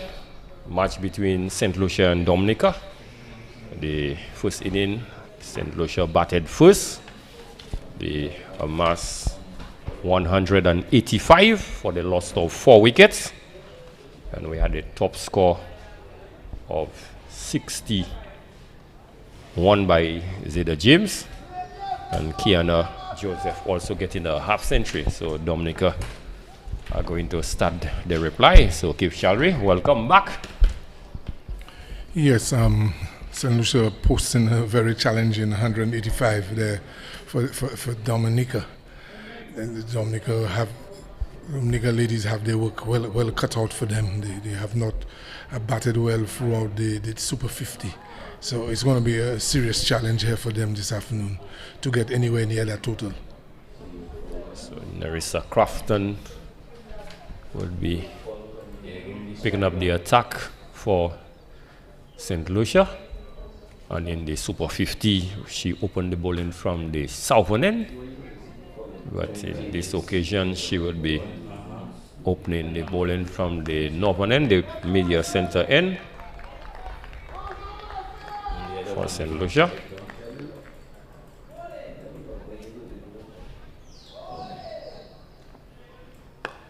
So good start to the over.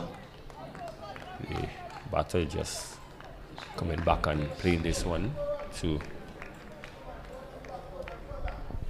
James at the point region. We're just trying to sort out the numbers there. So it looked like Sanford at the non-strikers end and Jem Elway at the strikers end, number 20 and number 4.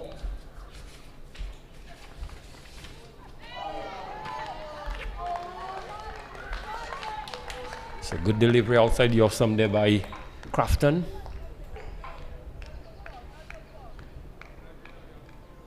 Elway looking to punch this one through to the point region, not making any contact. So the ball has gone through to the keeper, Ashlyn Edwards.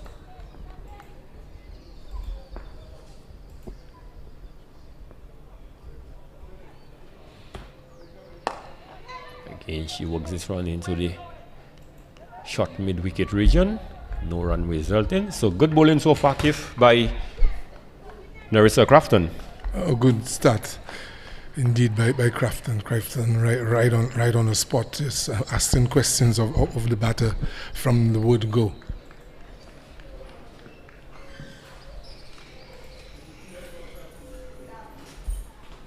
Short down the leg side and she works this one to the long leg region. They've gone for one, coming back for a second. Alexander in with the throw, sort of a weak throw, and they're able to scamper back for 2. Yes, Dominica innings on the way. Short delivery from Crafton into the body, and the batter just getting that one off the glove as he tried to swing it down the leg side and getting herself 2 runs.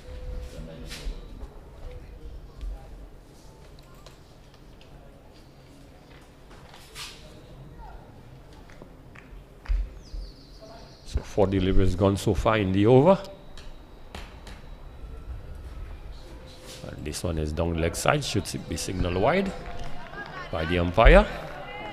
So after a very good start there by Larissa Crafton, the last two deliveries seems to be angling down the leg side. He just lost her line a bit there in the last two deliveries.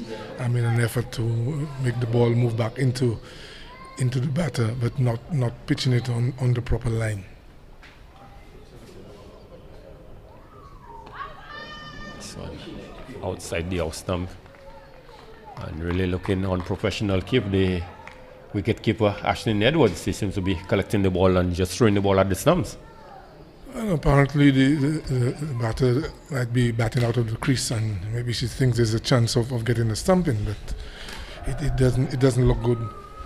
Always saw that happening a number of occasions in the Super 50. Even when she struck the stump, the batter was in her crease.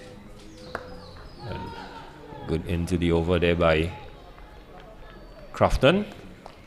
This one just been punched straight to the point region where Zeta James collect cleanly.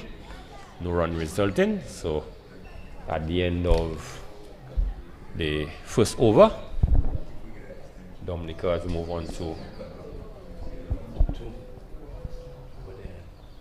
3 without loss.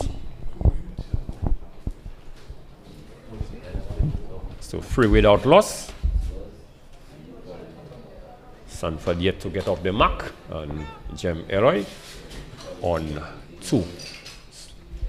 Yes, a quiet start by Dominica. Just has 3 runs on the board of the first over, but they will need to pick up the scoring as quickly as possible because the scoring rate keeps going up with every cheap over. So it's Kiana Joseph will be taking up the attack for St. Lucia from the southern end.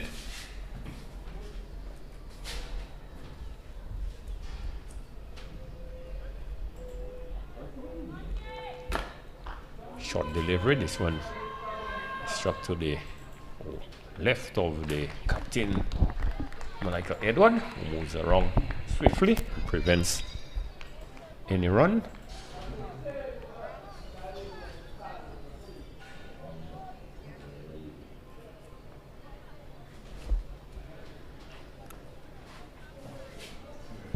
So we see a change in the field. The cover area has been strengthened with Sky Smith.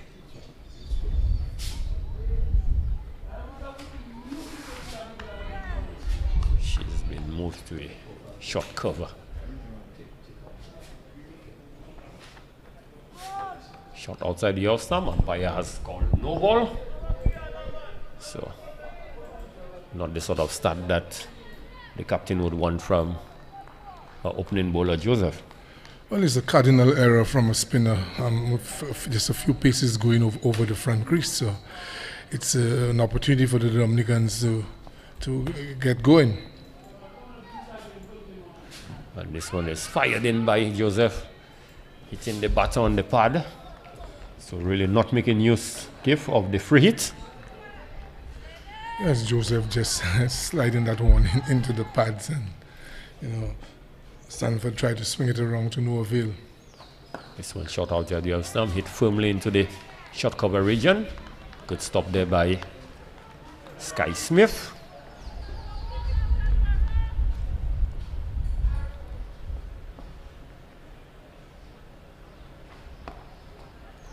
Again, this one was shot outside the off stump, looking to tuck this one into the leg side. Looked like she was struck on the glove. Gift looked like she's wringing the hands out there.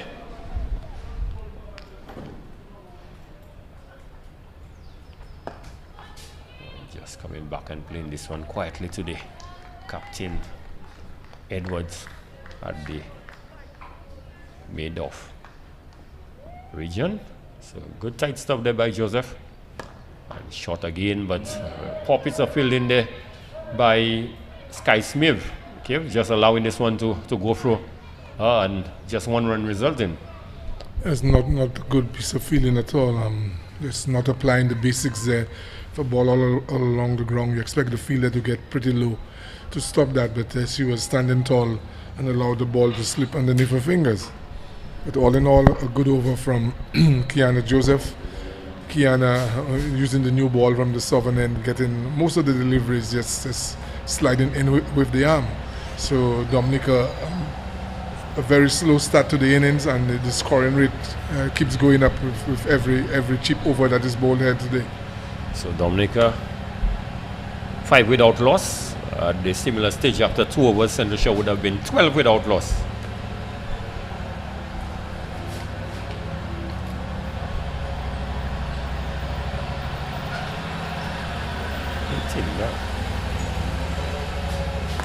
And shot one. Look to pull this one. Just fell agonizingly short of the fielder at the short mid-wicket region.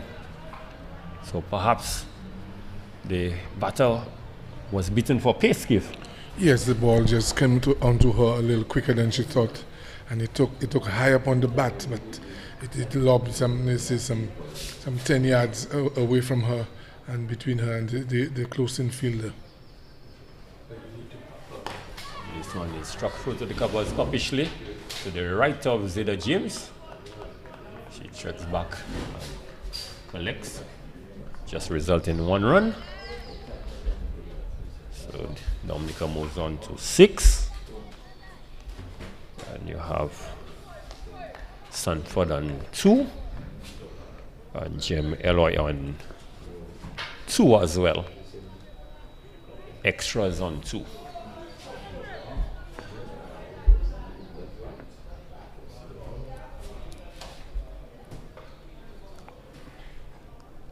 Shot outside the off stump, looking to cut this one through to the point region, not making any contact. So Nerissa Crafton keep getting a fair bit of bounce as well out there. Yes, she has bowled a good line. She's bowled a good line and good length to the Dominican batters, and they seem to be just beaten for pace.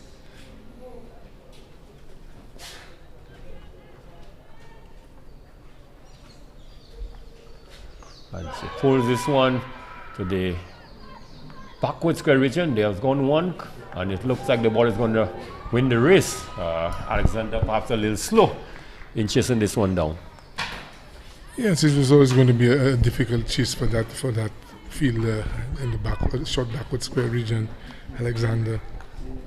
Although the batter did not really get the middle of the bat onto it, but then the ball being new, it had a little bit of pace as it dropped in the outfield and trickled over the boundary. So 4 runs resulting in the last shot there for Jem Eloy. And this one flashes at this one. It has gone past through the point region, backward point region, and races to the boundary for 4. So certainly Dominica is on the move, Kev. This is a top shot there from Eloy that just Dominican batters are at last showing a bit of intent there. We saw the first 2 overs where they just were content to just play them out quietly, but that delivery just overpitched a little outside the off stump. And a good square drive there by Eloy, just going past the backward point region into the boundary for 4. So very productive over so far for Dominica.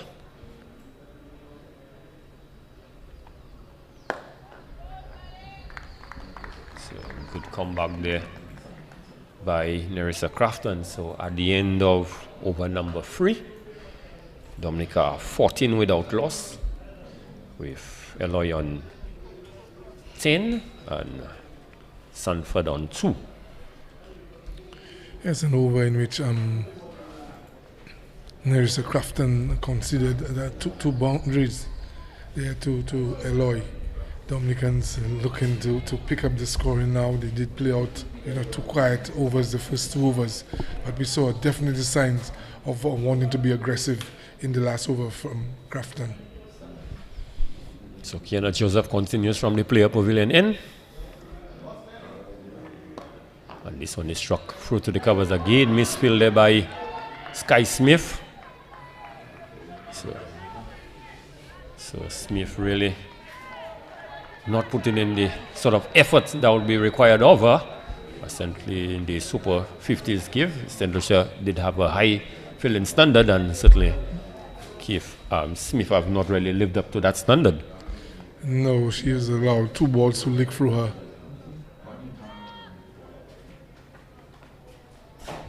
just angling across the batter, and she just allows this one to go through to the keeper.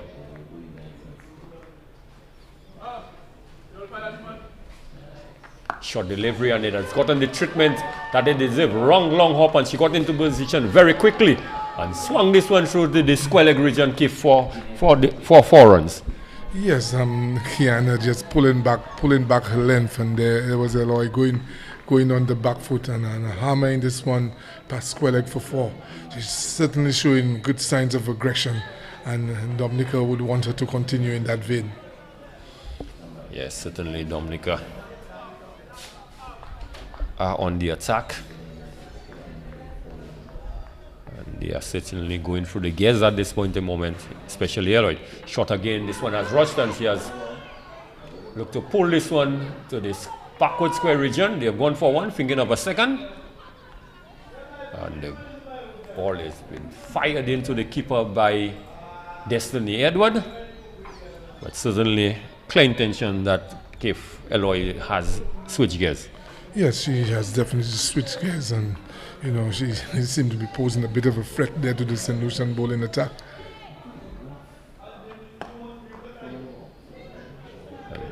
Sanford on this occasion just punches this one back to the captain at the mid-off region. No run resulting. Short delivery, attempted pull shot there by Sanford. The ball sort of rushed her. So at the end of the 4th over, Dominica are 20 without loss. Yes, it's 20 without loss after 4 overs. It's quite a way below the rate required there to pull off victory here this afternoon. But I think the Dominican dressing room will be quite pleased with the efforts of Eloy. And Sanford on the other hand must show a little more intent. If you're facing over 9 runs and over to win a game, you need both of your batters showing intent at the crease. But we've seen all the aggression coming from Eloy and none whatsoever from Sanford.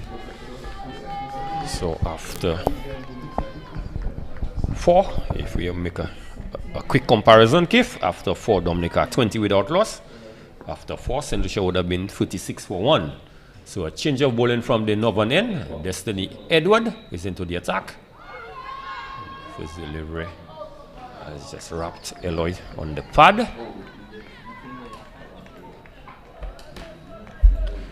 I think Destiny Edward just got away with one there, that one just slanted into the pad. And with nobody covering the leg side boundary. If she had gotten hold of that, it would have been a certain boundary for Dominica.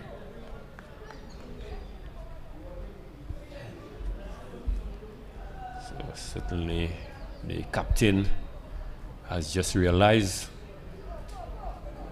she was operating with a 6 free field, and she has asked the footman to move on to the long leg boundary. Shot outside the off stump. Certainly this one should have been put away, but was split straight to the point region where Zeta James failed and resulted in no run.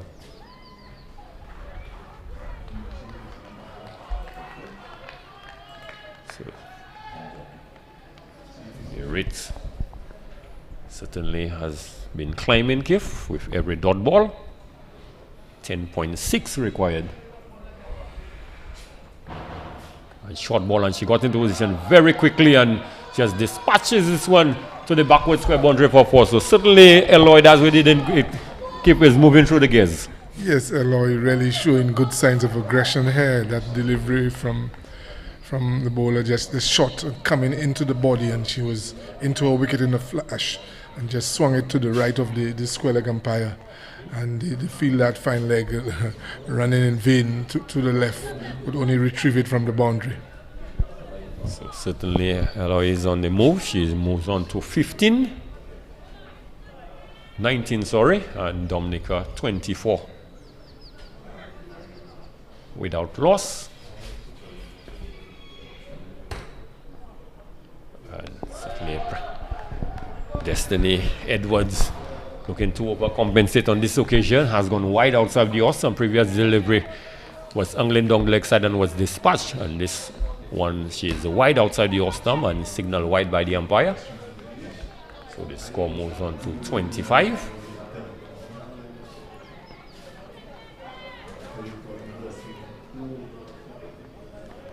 Wide outside the off stump again, and perhaps a little lucky to have gotten away with this one, Jeff. Yes, I think she was Eloy was really beaten by the bounce of that ball. Although there was a bit of width on it, it climbed quite a bit, and in an effort to cut it, she really played underneath the ball. Yeah, so Destiny Edwards certainly generating a good bit of pace and bounce out in the balloon. And this one has wrapped Eloy on the glove. So good comeback by Edwards after being struck ferociously for that fall to the backward square region give. Yeah, she's bowled two good follow-up deliveries, one bouncing outside the off-stump and that one into the body.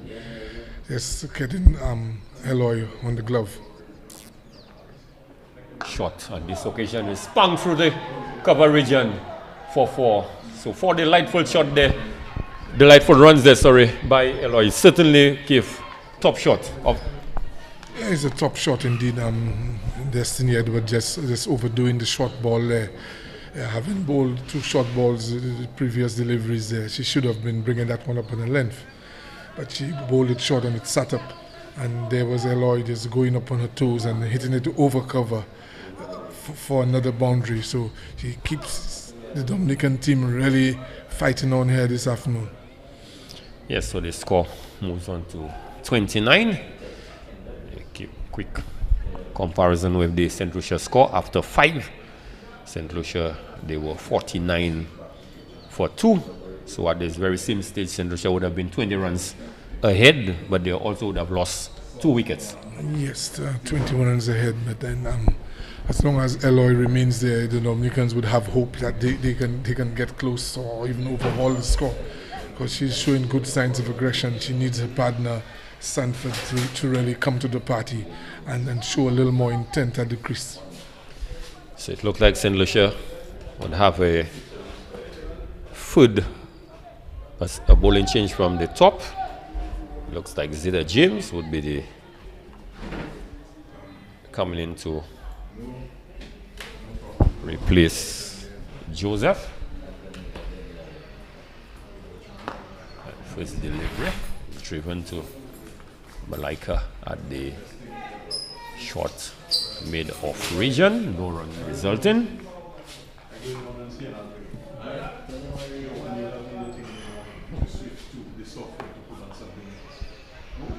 Again, Sampad just pushes this one. So certainly, we have seen good intention from Eloy Luke wanting to push on the scoring, but it's a sharp contrast in batting when it comes to Sanford. Yes, Greg. Sanford seemed just content to just play a supporting role. I don't know if he's playing to instructions, but with that high run rate required, you need both of your batters firing. And more so they are still in the power play. So she needs to look to take full advantage of the power play, but just contented in just pushing the ball straight to the close-in fielders, resulting in no runs. And on this occasion, she has swung this one through the mid-wicket region. They have gone for 1. Destiny Edward is the fielder out there. Throws this one bounce to the keeper, Edward. So just 1 run resulting. But importantly, Eloy is on strike, but with just 1 legal delivery remaining. And this one has tossed up wide outside the off stump there.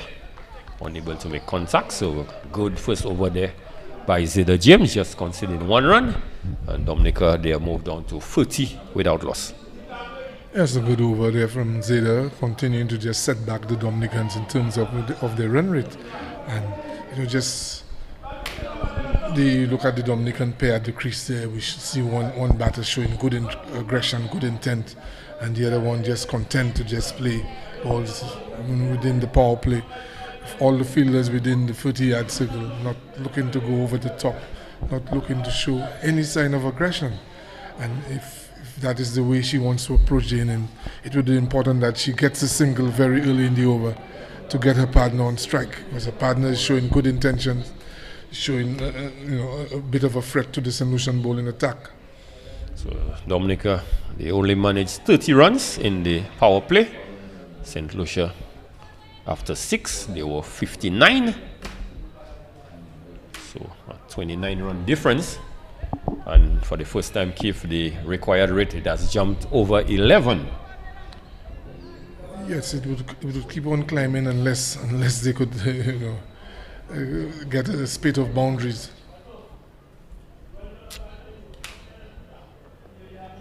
And short ball outside the off stump by Destiny. So certainly Keith, Destiny is using the short pitch delivery perhaps to good effect, because he's only been punished once. Yes, and the good thing is that she's bowling a good line. She's bowling outside of the off stump, and the batters have to reach for some of the deliveries. But a bit of advice that should be well advised to get that ball about a yard further up.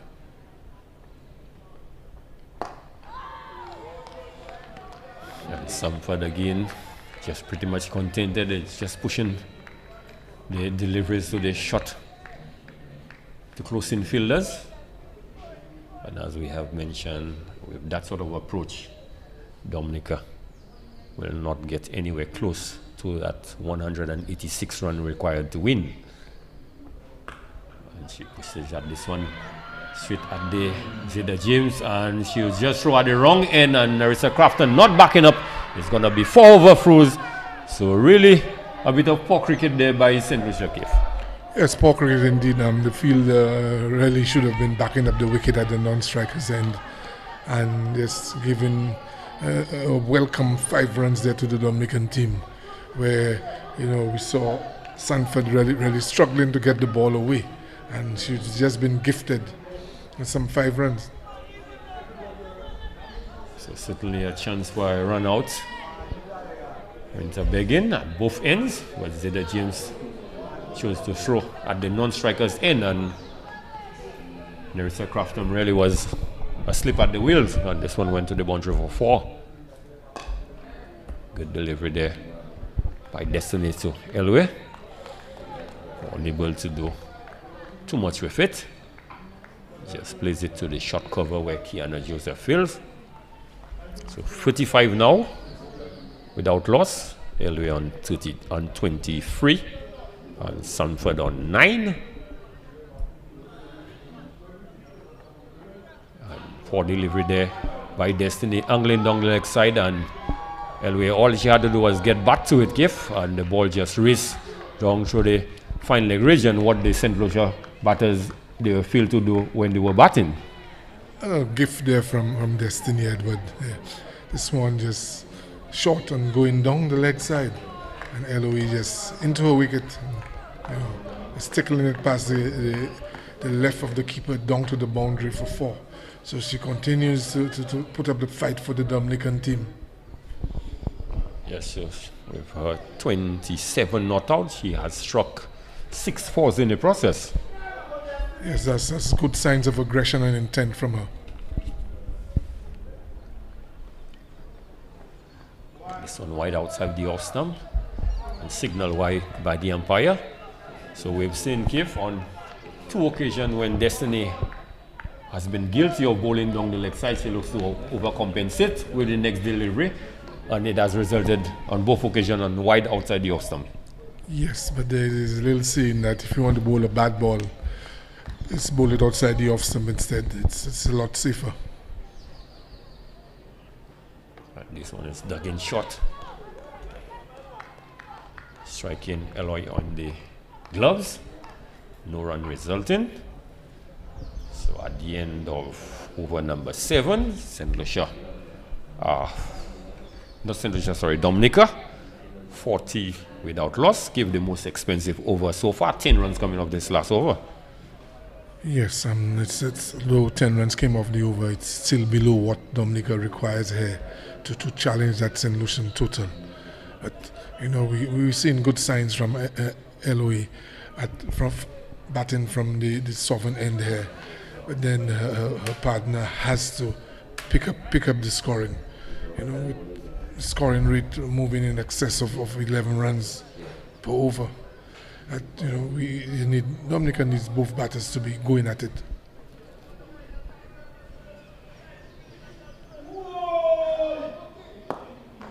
This one is driven to the fielder, the mid-on region.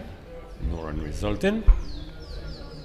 So certainly Sanford is really struggling out there. Keep some 21 deliveries for just 9 runs. This one is struck into the cover region. Fielder coming up the boundary. Roylin Cooper. It's nothing in just 1 run. Did you say 9 runs of 21 deliveries? Yes, it's 10 now of 22 deliveries. It's not acceptable when you're chasing 9.3 runs per over. And in contrast, we have the Gem Eloy. She has faced 24 deliveries and she has got 27 runs.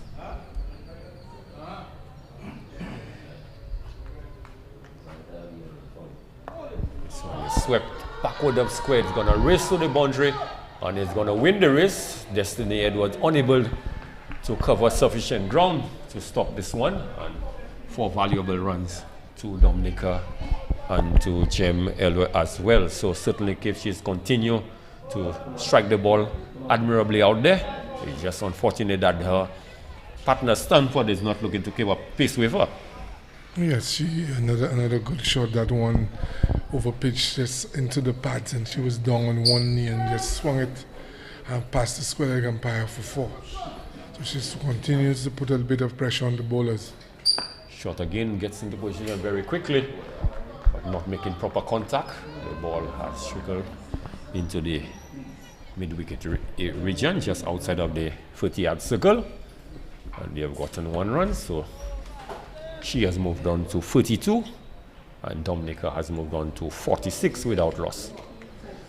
The current rate 11.51 and the current rate 5.87. So certainly a lot of work to be done. And she's swung and she's bowled. Playing across the line. Sanford really feeling the pressure. Look to swing this one into the vacant mid-wicket region, and she was bowled by Zedda Jones. But it may just be a blessing in disguise for the Dominica team gift. It may well be so, but you would see during the time she was at the wicket, she looked like a player with a lot of limitations.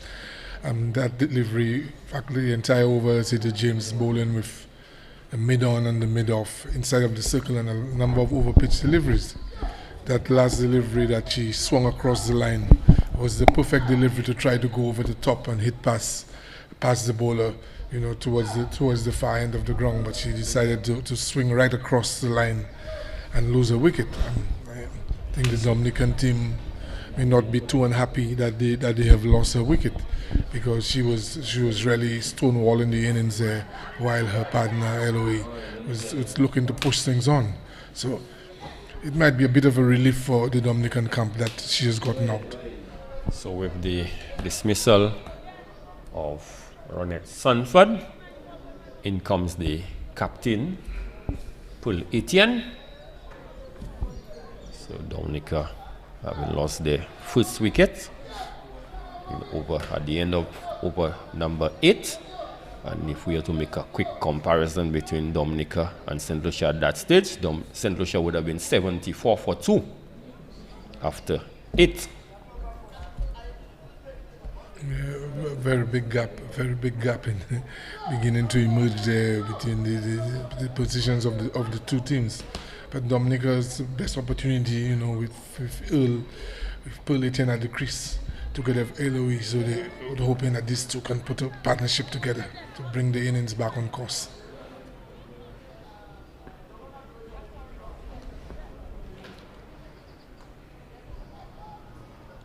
So Destiny Edwards continues from the media center end. And this one is down the leg side, and poor effort there by the keeper, Ashlyn Edwards, not really getting around quick enough and not perhaps putting in the required dive to stop this one, Keith, and this one has just sped down to the boundary for 4. Welcome runs there for Dominica. That delivery pitched down the leg side. There was not much bounce, and it was not a very good effort by the keeper to get across. And the fielders, we saw fielders at third man and fine leg running across. But then the ball just eluded the two of them into the boundary for 4 whites. So Edwards seems to be struggling with a line. Much better delivery on this occasion. We're looking to drive this one, getting the outer portion of the bat. Ball going straight to Zida James at the point region. No run resulting. So she is still continue to fight for Dominica at 32. Shot on this one is cut over the point region. It's going to race to the boundary, and the ball wins the race. And it's 4 welcome runs for Dominica, and Jem Eloy continue to pile on the pressure, Keith Shalry. Yeah, she continues to be that shining light for Dominica. Every time that so-called bad delivery is presented, she gets into position and puts it away to the boundary. So Dominica would be hoping that she could bat maybe right down to the end of the innings. So Dominica has brought up the 50. Short ball, and she's struck in the helmet. So typical fast bowler's response, Keith, one would say. It's a typical fast bowler's response, but she was just a bit late on the shot. That ball dug in and towards the helmet, and she was into the hook shot. But before she could complete the shot, the ball was ricocheting off her helmet into the backward point region. So good sharp delivery there by Destiny Edward.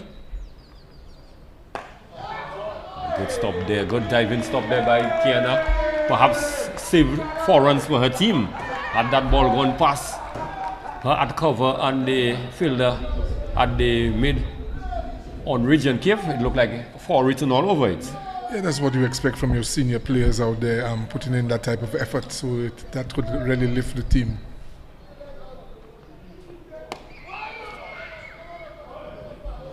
And look like full delivery, signal as no ball above the waist bowled by Destiny. So the captain pull Etienne Keith. What a way to get to strike, to get being gifted the opportunity of hitting a free hit. I think every player would really welcome that when you come to the crease, to be getting a free hit, so you could really have a real dip at it, without any risk of you losing your wicket. But since the full toss above the wayside was born to Jem Elway and Etienne is on strike, the captain has the liberty of changing the field around. And we have seen at least 2 players being deployed out on the leg side, the long one, and one at the deep mid wicket. So let's see what the response of Destiny Edward would be, whether she's going to go short at Etienne. And Keith, considering that her partner was struck in the helmet previously, she's out there without a helmet. And a big swipe at this one outside the off stump. So good delivery there by Edward. No run resulting from the free hit. A good delivery indeed. Pearl Etienne opening up front leg, hoping to have a real swing at that, but Destiny bowling on a full length outside the off stump. And as much as she stretched, she couldn't get any bat onto it. Good delivery. Just deep in, but angling down the leg side in the process. So the end of the 9th over for Dominica. They have moved on to 58 for 1.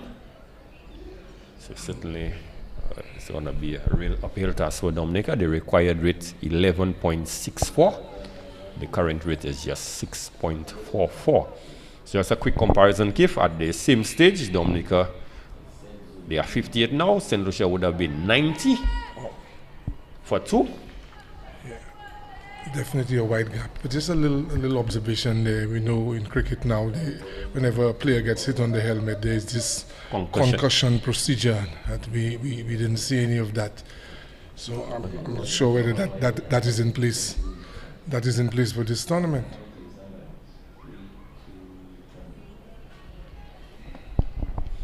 So Zeda James will be continuing from the Players Pavilion, and Paul Etienne has given her the charge. Hitting it straight back at her, but a good bit of fielding. Just a half stop. The ball ricocheted to Nerissa Crafton, and there was no run resulting. So Etienne certainly would need to show a bit of aggression. Good delivery there. Really looking to move towards the leg side, but the ball sort of followed her. No run resulting. It's a good start to the over by Zeda James.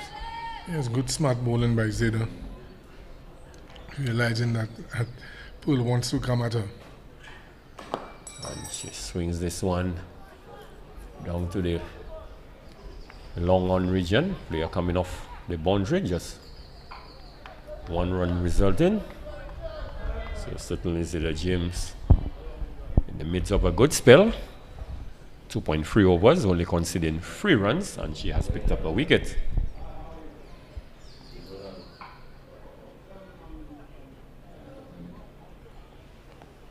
This one getting the outside edge of Eloy and goes down to Sky Smith at the short footman region. 5 deliveries bowled so far in the over. This one is wide outside the off stump and called wide by umpire.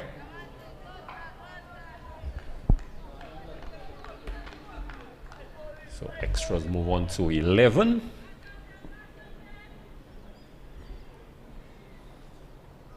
Tossed up delivery. And certainly Jim Alloyd would have missed out on this one. Delivery, full delivery on the pads. Keith Shalry really missing out on a give this time around. Yeah, she was just beaten in flight. She's tried to play it through the leg side. And this one fired in, but short. It threw to the square leg region, straight to Destiny Edward. She collects and returns the ball to the keeper, Ashlyn. So at the end of the over, the 10th over, we had the halfway stage. Dominica, they are 61 for the loss of 1. So certainly very slow going there by Dominica. At the halfway stage, St. Lucia would have been 94 for 2. A difference of 33 runs. Yes, and a very telling difference in that. Dominica still requires 125 runs from the last 10 overs to pull it off there. It's a very tall order considering the way that they've been batting. You know? And we saw the 2 openers come out, and whereas we saw quite a bit of intent there from LOI, we saw the other batter, Sanford, is content to just play nice and easy as though it were a test match, and that might have set Dominica back a little bit. But the captain is at the crease. Pearl Etienne, we know she is a pretty aggressive player. So together with Eloy, they would have to get some very big overs for Dominica pretty quickly to bring them back on stream. So Dominica certainly would still require another 125 runs in 60 deliveries. So certainly a tall order. Just looking at the scorecard very quickly. We'll get to the scorecard in a while. When our statistician is quite prepared for us. But Keith, certainly the batting of Sanford really has stalled the Dominica progress towards that score of 186. Certainly, we saw Jem Eloy on one end firing, but on the other end there was absolutely no really sense of urgency by Sanford, especially when they were batting in the power play. Yes, she never helped the Dominican effort this afternoon. She gave the impression that maybe she was playing for a draw. The way she approached her innings there was no sign. She got the two left-arm spinners who bowled to her from the southern end with almost all the players in the 30-yard circle, and not for once did she try to go over the top. It was very late in her innings where she got a delivery from Zeta James, and instead of trying to hit straight down the ground to beat the mid-on or the mid-off, she attempted to go over mid-wicket and lost her wicket. So she didn't do justice to the Dominican cause. But then Eloy continued to fight for Dominica, and with a captain at the crease, this is that ray of hope that Dominica can maybe give a bit of a challenge. But it's going to be a very tall order to get that 125 runs required in the last 10 overs.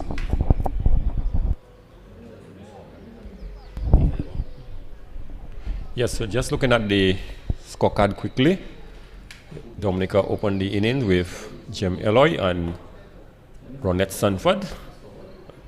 Eloy is still out there on 48, not out. She has faced 44 deliveries, struck 8 fours. And Ronette Sanford, she was bowled Zeta James just for 10 runs, and she has used up some 20 free deliveries. And we have the captain, Pearl Etienne, who's on 2, and she has only faced 6 deliveries. But looking at the bowling card for St. Lucia so far, Nerissa Crafton, 2 overs for 12 runs. Kiana Joseph, 2 overs for 8 runs. Destiny Edwards, very expensive. She has had 3 overs for 31 runs. And Zeta James, 3 overs. She has considered 10 runs, and she has picked up the solitary wicket. So Destiny in the free bowlers Keith Charis, very much on the expensive side.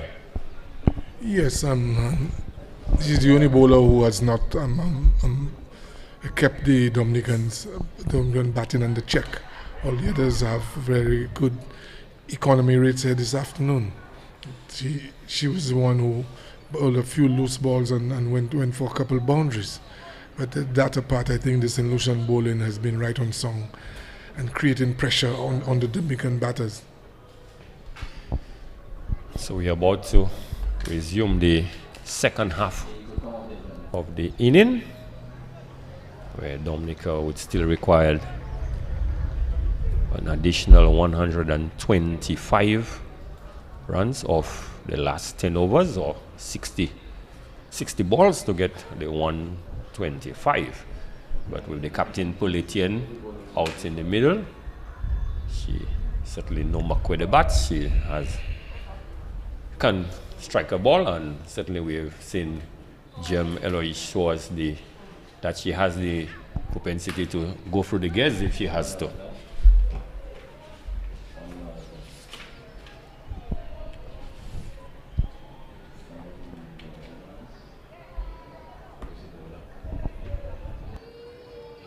So it looks like Roylin Cooper will be taking up the attack from the media center end. She will be bowling to Jem Eloy.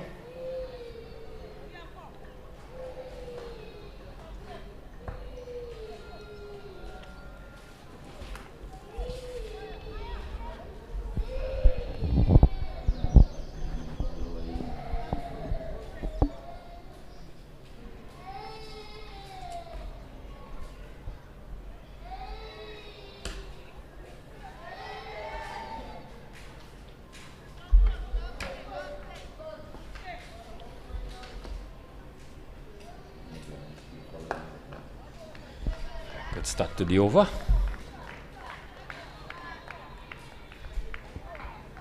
Cooper, an experienced player, Kif. She has been around for a while now.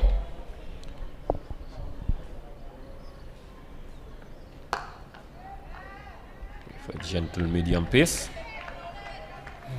Yes, Cooper has been around for quite a while. I think that maybe she has seen her best days behind her. But then St. Lucia would want her to put in something good ahead this afternoon. This one loose down the leg side. Eloy unable to make contact with this one. Signal wide by the umpire. Extras move on to 12. 62 for 1.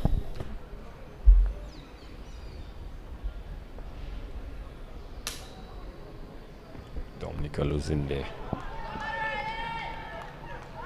last wicket on 46. Another wide signal there by umpire. So just when we are complimenting Roylin for bowling her first 2 deliveries, 2 good deliveries outside the off stump, she followed up the last 2. We would down leg side and a first appeal there, and she's been given out. This one really pitching in line. Gem Eloy a bit tentative, pushing down the leg side, and she was wrapped right in front of the crease wicket gift, and she was adjudged LBW by umpire. Yes, Roylin Cooper just bowling a delivery. Pitch on a good length and coming back into Eloy. And Eloy just playing on the crease itself, didn't really push out at the delivery, and was struck in front. And the umpire just raised that index finger to signal, Eloy back to the pavilion. But she's played a good hand for the Dominica team. She's put in a bit of effort at the top of the order. But Dominica still a long way away from what is required. So certainly Eloy would have been perhaps a bit disappointed that she was unable to really continue with the batting, but as you did indicate, she did put up a good fight for Dominica. 38 of 37 deliveries, 8 fours in the process. So she had a strike rate of 100.7. So the new batter, Abini Saint-Jean, she'll be joining her captain Paul Etienne out in the middle. And the required run rate is inching closer to 13. First delivery angling down the leg side. Certainly she missed out on that. Really nice, juicy, full toss gift angling down the leg side, and she missed out. A bit of a gift served up there, but instead of standing tall and working the ball, she was attempting to go down on one knee and was late on the shot.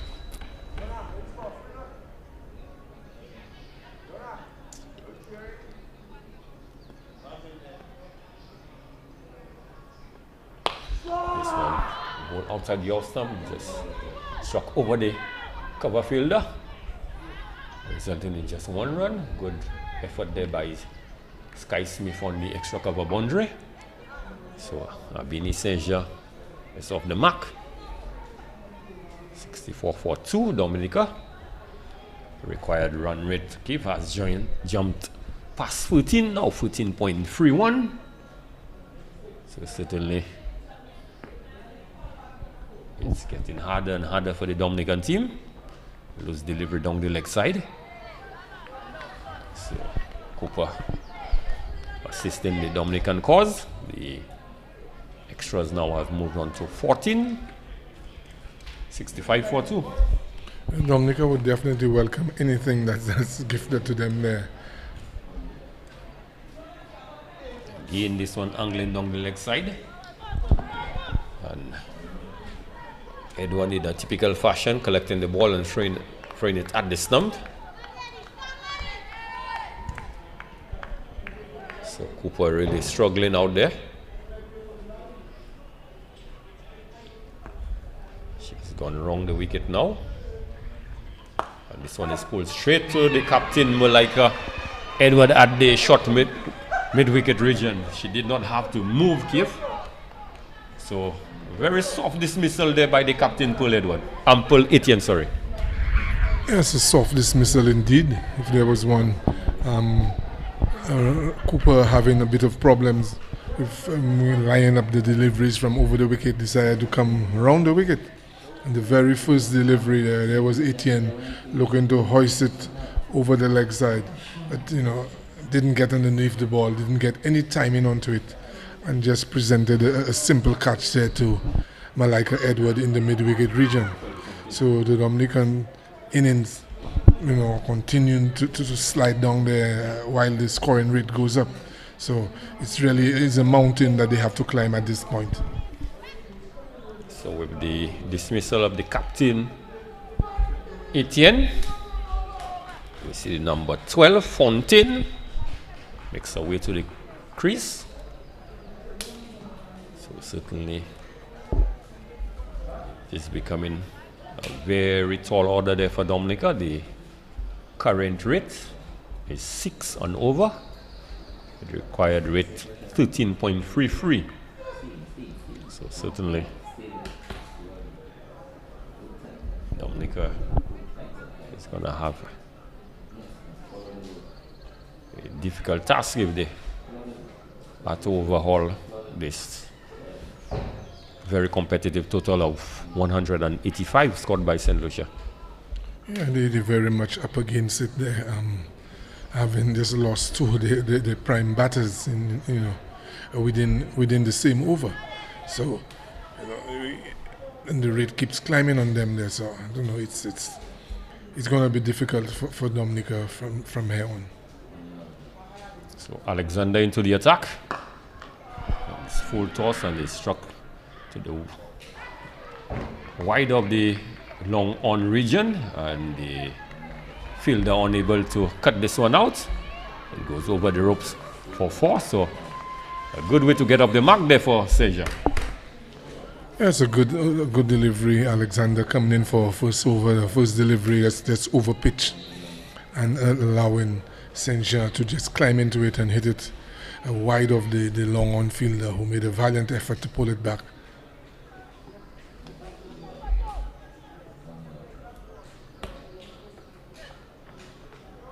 So good comeback delivery there for Alexander.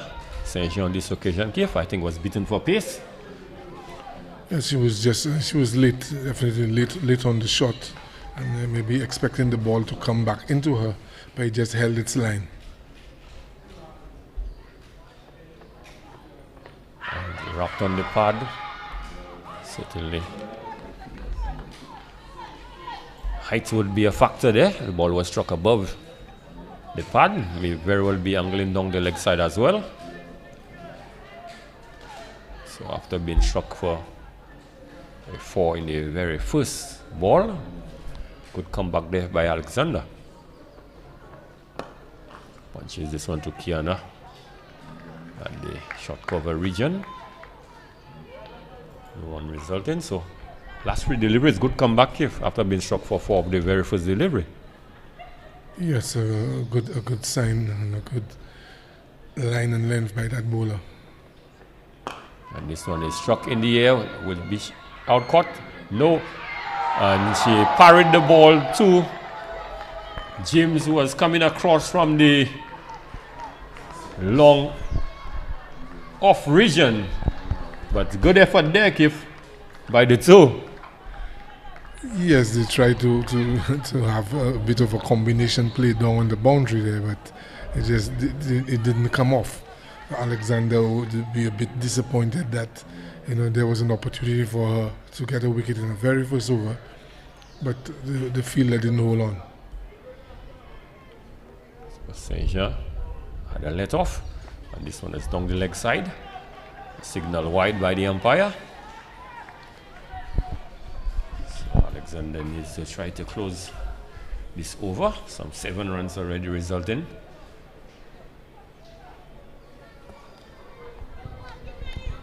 So St. Jean really wants to get moving. She clearly is signaling her intention that she wants to attack. And this one rough pad going down the leg side. No, umpire has signal the dreaded finger kick. So Alexander has ripped some success. She has gotten the session LBW. Yes, having missed the wicket earlier in the over when the catch was put down on the long on boundary.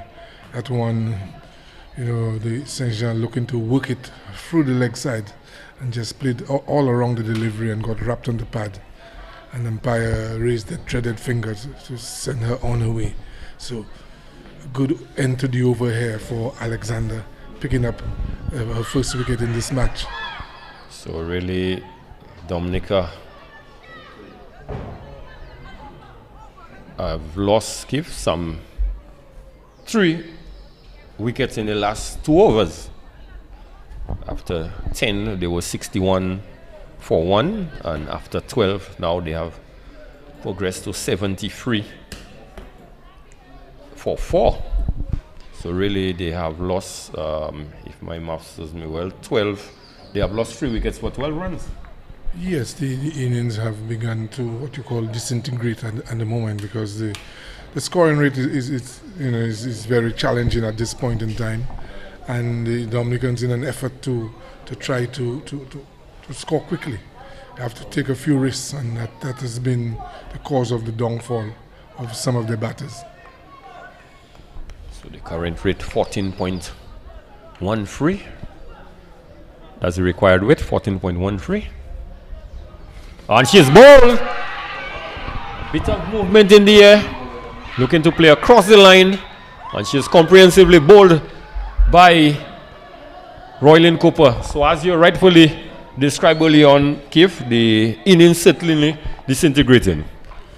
Cooper predominantly brings the ball back into the right-hander, although she's bowling from round the wicket.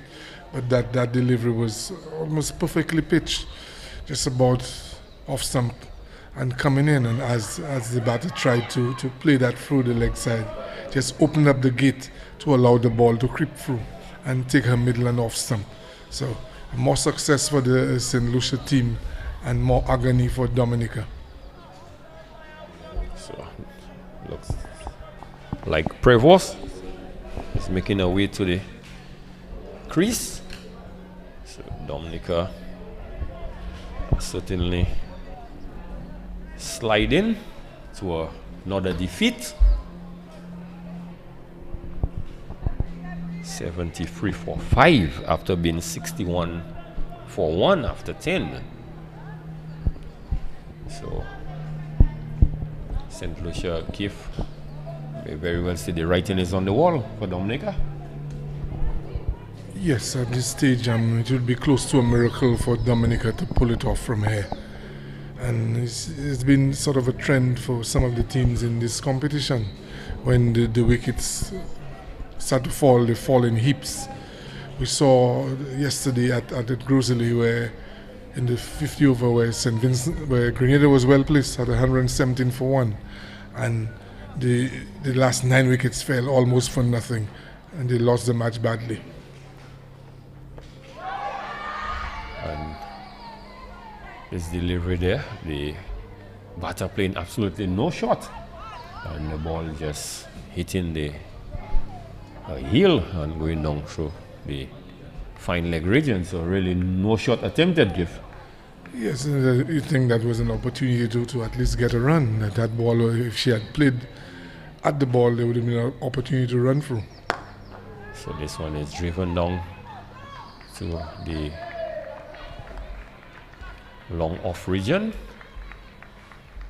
Smith coming up the boundary, just 1 run resulting. So the score now have moved on to 74 for 5.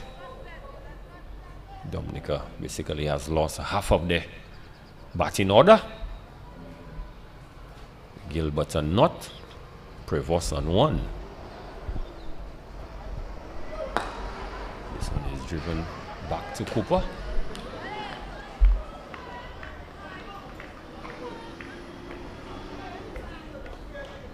So Cooper really in the midst of a good spell. 1.4 overs so far, nobody in 6 runs, but I picked up 3 wickets. And this one is Angling across the batter. Plays and misses. Yes, a good spell indeed. All bowlers would welcome having these sort of figures. And this one is wrapped on the pad, but clearly going down the leg side. So the end of a very successful over by Cooper. Dominica 74 for 5. So really and truly they are up against it. They're really up against it, and they more or less responsible for themselves being in that situation. The fielding effort was not a good one. It allowed a few opportunities for the St. Lucian players. Catches were presented, they didn't hold on to them. The bowling was very much indifferent, and with a target of 186, it was always going to be a tall order. Although we saw a good effort there from LOE at the top of the order, but the rest of the Dominican batting did not live up to the challenge. So at the very same stage, St. Lucia would have been 131 for 2. And she's comprehensively bowled down the leg side. Playing across the line, really moving across to the off stump to look to flick a delivery that was directed straight at the leg stump. And she was comprehensively bowled. So Prevost has gone for 1, and Dominica continued to slide give. Yeah, the possession continues here for Dominica. The delivery there, this delivery pitch just all about the leg stump. And there she was trying to, Prevost looking to work it through the leg side, but just went a little too far across and exposed the leg stump and lost it in the process. So the uphill struggle for Dominica really continues here, and the end looks pretty close for them. Yes, after the exploit of Jem Eloy, we have not really seen too much on offer. Really, only 2 batters have gotten into double figures. Eloy 38 and Sanford really batted slow 10, and after that the rest really have not contributed much to the cause. Yeah, the batting today has reflected really the position in the Super 50, and most possibly the position they may end up in this T20 as well. The batters have not shown the sort of resolve to stay at the wicket and fight for the team. Too many soft dismissals from them, and some of the players not showing the right intent as well. So Alexander also has picked up 2 wickets. Oh, and it's almost as if the batter was afraid of the ball hitting the pad. She actually lifted her right leg to allow the ball to go through. So really not good signs out there for Dominica. No, the Dominican team, I think they would have to learn quite a few lessons from what they have gone through here this year.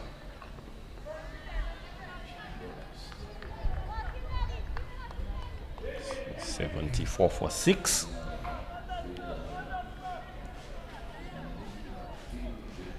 The required rate now has jumped to 17.23. Plays and misses. Although the very optimistic appeal there by the bowler. I think she was the only one who probably felt that ball came off the bat.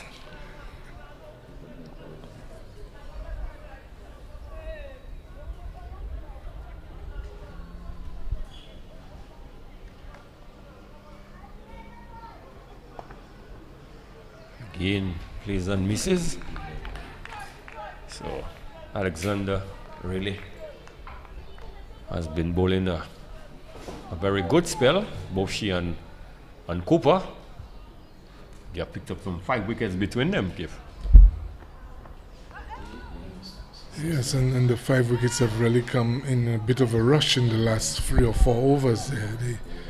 The Dominicans, the middle and the lower order, to a certain extent, look very much at sea against some pretty ordinary bowling here this afternoon. I think the Dominican team, with the exception of the captain, Pearl Etienne, is a fairly young team, and you think that they would learn quite a few lessons from what they went through here. It's been a very torrid time for them, both in the 50 over and in this the first T20 match. But you think they would have learned some things from that and become a lot stronger next year. This one just brushes the pad and races down through to the fine leg region, and good effort there by Alexander Kiff after just completing maiden wicket over and having to put in the hard yards and put in the dive as well. So good commitment showed there by Alexander. Yes, good commitment indeed, although St. Lucia is very much on top and may well go on to win this match, in the next couple of overs. But it's nice to see the players still put in the effort and want to make the victory as big as possible. And this one is edged straight to the footman, a direct hit. No one she misses. A good cricket there by Alexander again in the action. Yes, things seem to be going. She's very much in the limelight at the moment, having just taken a wicket in the last over, chasing the ball down to the boundary and flicking it back in, and having a throw at the stumps. A direct hit would surely have resulted in a run out.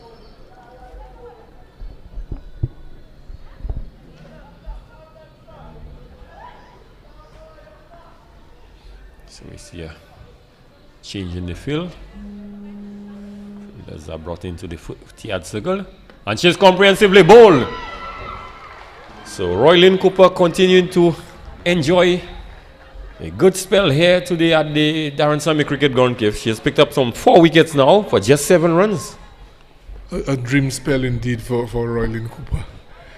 4 wickets in what may probably be her last season representing the St. Lucia team there. She has really come to the fore. She's been given the ball from the northern end, and barring a couple of wides that she delivered, she has been very much on target and knocking over the stumps on a couple of occasions. Yes, certainly we can see a bit of movement in the air from our vantage point, and the Dominican players are really allowing, as you did indicate a little earlier on, the ball to go through the gates. Yes, what we see especially of the lower order that is coming in there now, there's some serious limitations in their play as well.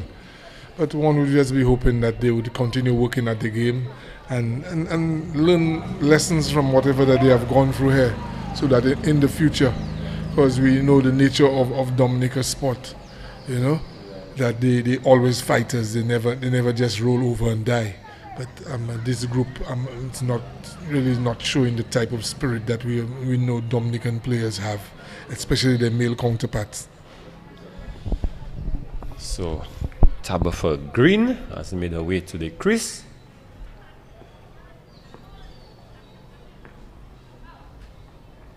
And this one just outside the off stump. Play and a miss.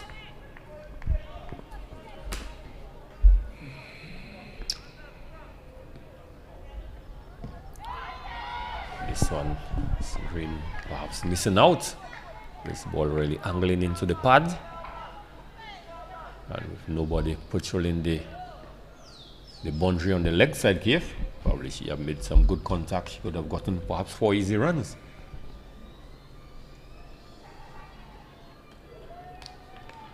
Play and a miss again, and Cave, as we did indicate, wicketkeeper Ashlyn keep pelting the ball at the stumps. For no reason I would want to think. I don't think Tabitha was out of a crease. Well, you never know. But, I mean, looking at the bowling of Roylyn Cooper, it doesn't seem to be much pace on the ball. One would think that the keeper would be up to the stumps and they're in a better position to effect a stumping. but to be throwing so many balls at the stumps, and I'm not too sure that she has hit the stumps once ahead this afternoon.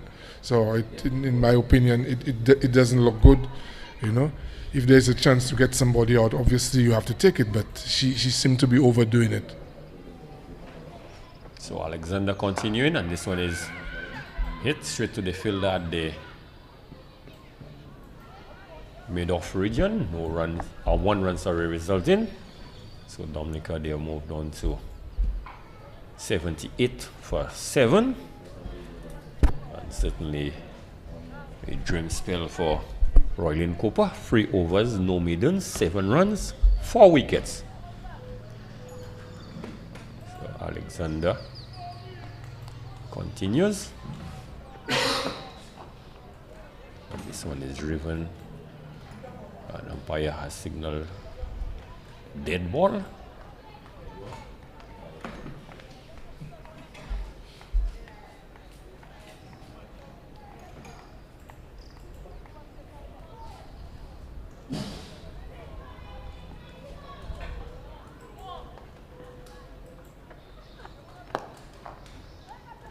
Good effort there by the captain and the shot with wicket boundary.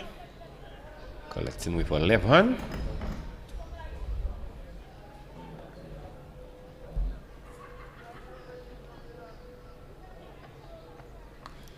This one is up in the air. Smith coming off the long leg boundary, and the umpire has signaled no ball. Not too sure if it was for height or if she perhaps transgressed the crease. Yeah, well, there's a no ball and a free hit, so it's an opportunity for the Dominicans. This one is played into the mid-wicket region. There's a Crafton. It's perhaps 3/4 way off the boundary. So 81 for 7. The question, if would Dominica make it to the 3-figure mark?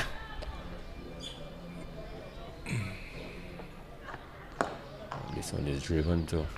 Well, you mentioned the 3-figure mark, but maybe a target for them would be to get a bigger score than they did in the 50 over against Lucia.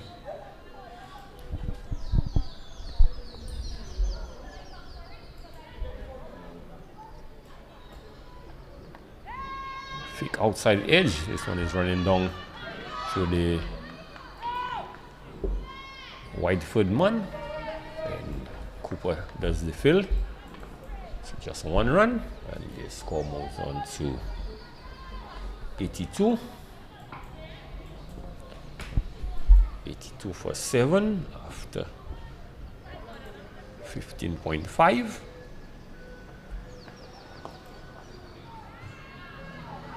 So the end of another over for St. Lucia. At the end of 16, Dominica, they are 82 for the loss of 7, Giff. Yes, what did they get against St. Lucia in the 50 over encounter? I mean, that may well be a target that they could try to pass here this afternoon.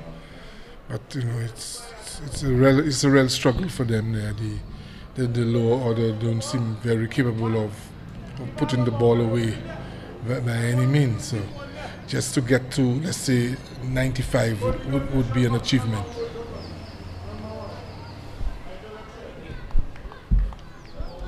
Yes, certainly, Giff. And Roylin Cooper in her final over, a chance to pick up a fifer.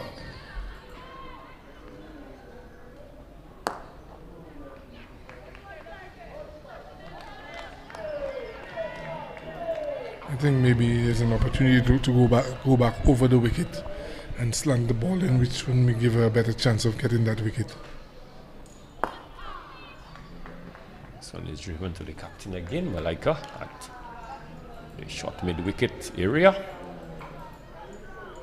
So 3 deliveries to possibly get a fifer. And this one is wide down the leg side. So she has to re-bowl this one.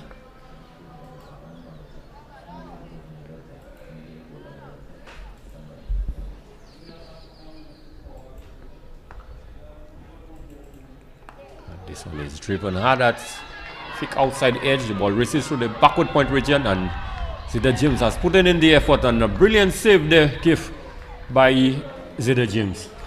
Yes, good intent, good work there by James. He's trying to, pull back every run so that the Dominicans' target and the margin of defeat is going to be a much bigger one, and it shows a good spirit. And just as you have indicated, Kif, she has gone back over the wicket.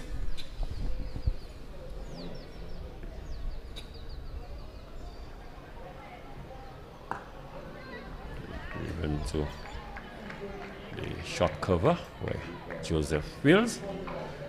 So last delivery to possibly pick up a fifer for St. Lucia.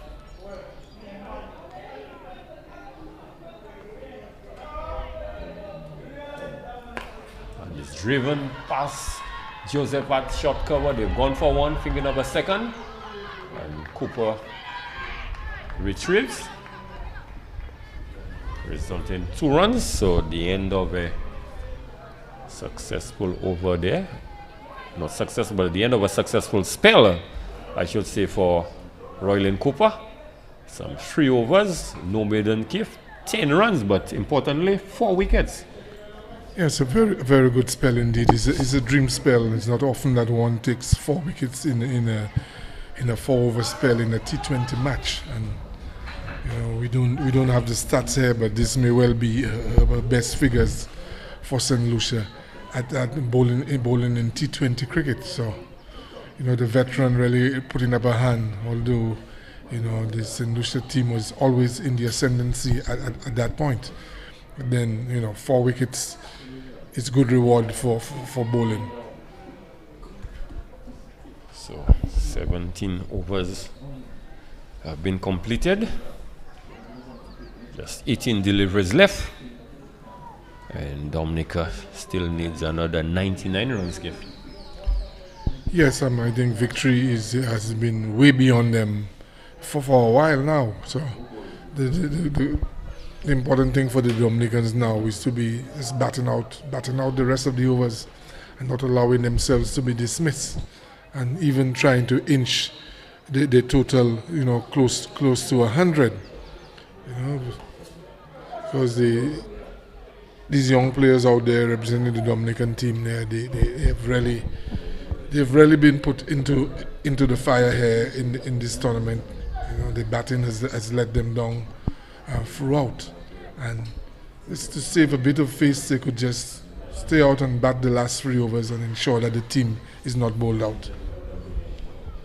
Yes, certainly it has been a baptism by fire, one would say, for some of the Dominican players, but it is a learning process, and one would certainly hope that they would have learned quite a few lessons out in the middle, out in the field, and that could only serve them in good stead. But we have a hold up in proceeding, and it looked like the physio is out there attending to one of the Dominican players. So not certain what exactly, but it looked like the physio is carrying out a few tests from what we could see out from looking at the out on the monitor gift. Yes, one is not sure what might have happened outside there, but then the physio is definitely out there tending to one of the players. Maybe following whatever procedures that has to be put in place. And then the Dominican team there, there was hope today that being the shorter version of the game that they would have had a much better performance, but it was just more of the same, as though it was a continuation of what transpired in the 50-50 over competition. And like we said, it's a learning process for them. Let's hope that they come out of that of this tournament, this year's tournament, a lot stronger, and prepare themselves well for the future. Because we all know Dominica has always been a good fighting team. We have been up against the male counterparts, and then it's never an easy game when you play against Dominica. They always give you that sort of fight right down to the wire. But we haven't seen so much fight from that group, so let's hope they learn their lessons and then they come back in the future a lot stronger and a lot better. So it looks like the physio has given the batter the green light to continue. And it looks like we're going to have a change in bowling. Looks like Shania Cooper will be coming from the Players Pavilion end. And this one is struck inside out. You see Destiny Edwards comes off the boundary. Strong return into the keeper, one bounce. So with the game, Keith really, one would say St. Lucia have sealed the game. Opportunity for one of the younger bowlers to get a chance to turn their arms. Yes, very much so that they become part of the setup. This delivery down the leg side. Look out towards the backward square region. There's a Crafton comes around. Result in just one run.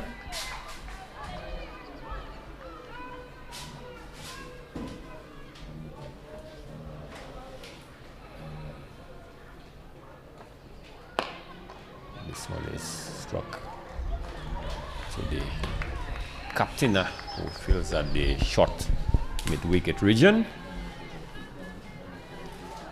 So Shania Cooper certainly would be hoping she could pick up a wicket. This one angling down the leg side.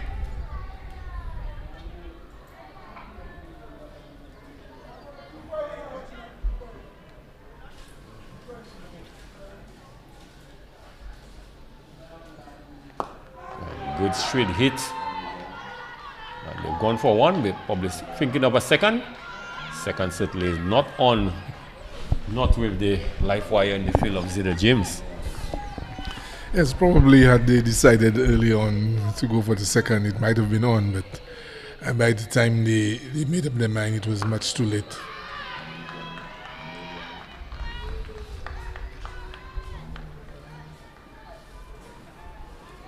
So at the end of the 18th over, Dominica, they have moved on to 91 for 7. The end of over by Shania Cooper.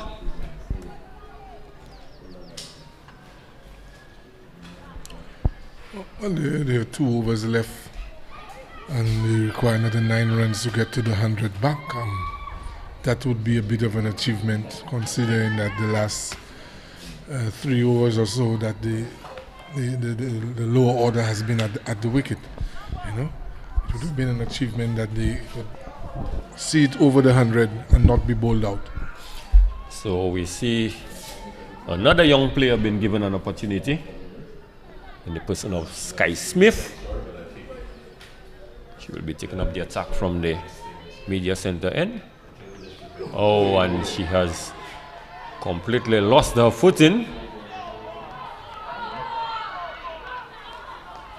And the umpire has signaled dead ball. So perhaps keep a bit of nerves there. Or is it just the footing she's lost?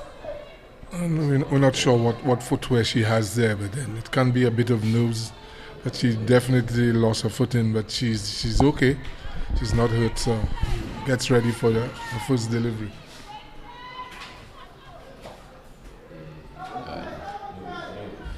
This one wide outside your stump. So, I think a bit of nerves, and more so she's one of the players in the grassroots program from Grosley, so with the fans around here, perhaps a little bit of nerves is coming into play.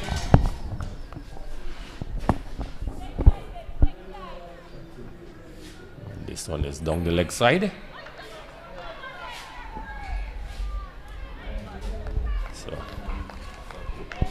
it'll be a very long over there for Sky. But she just needs to calm down and remember what she has done in the nets with Coach Alton Crofton.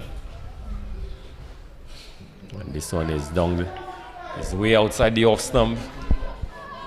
Well, Keith, as a coach, I think he would be the best position to perhaps identify what exactly the young lady must be doing wrong.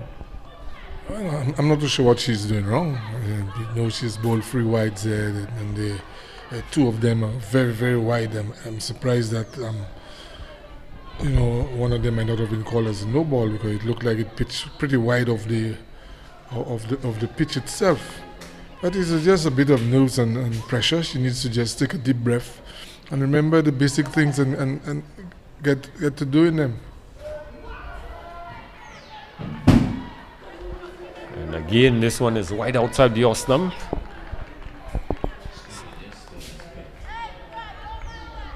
So certainly, Sky Smith has not had the best of start to her bowling career for St. Lucia. Not by any means. One of the things that we always remind bowlers there that they get their wrists in a good position, and the front arm is the key arm in bowling, that you need to line up yourself with the target as much as possible.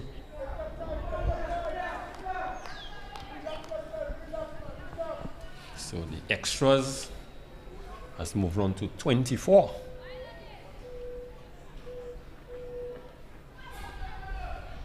And I think the umpire a bit harsh on this occasion, but signal wides again.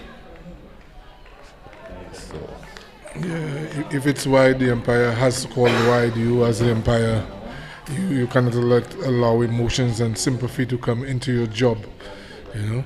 But that delivery was a lot closer to where she needs to be bowling.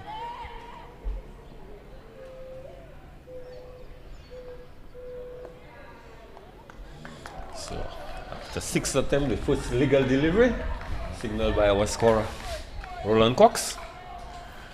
Yes, I think she can only get better from there. Having had such a horrific start, I mean, she just needs to settle down and do the job.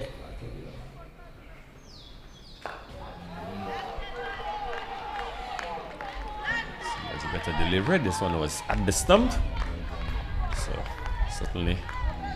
Yeah, and she's getting lots of encouragement from her teammates out there, and you know, clapping as she got that first ball onto the bat. The possibility of a chance for a catch on a mix-up in communication there. This certainly should have been Zida James coming in, and we see the keeper Ashlyn. Certainly should have been a catch. Sky, after not having the best of overs, created an opportunity and it went a begging.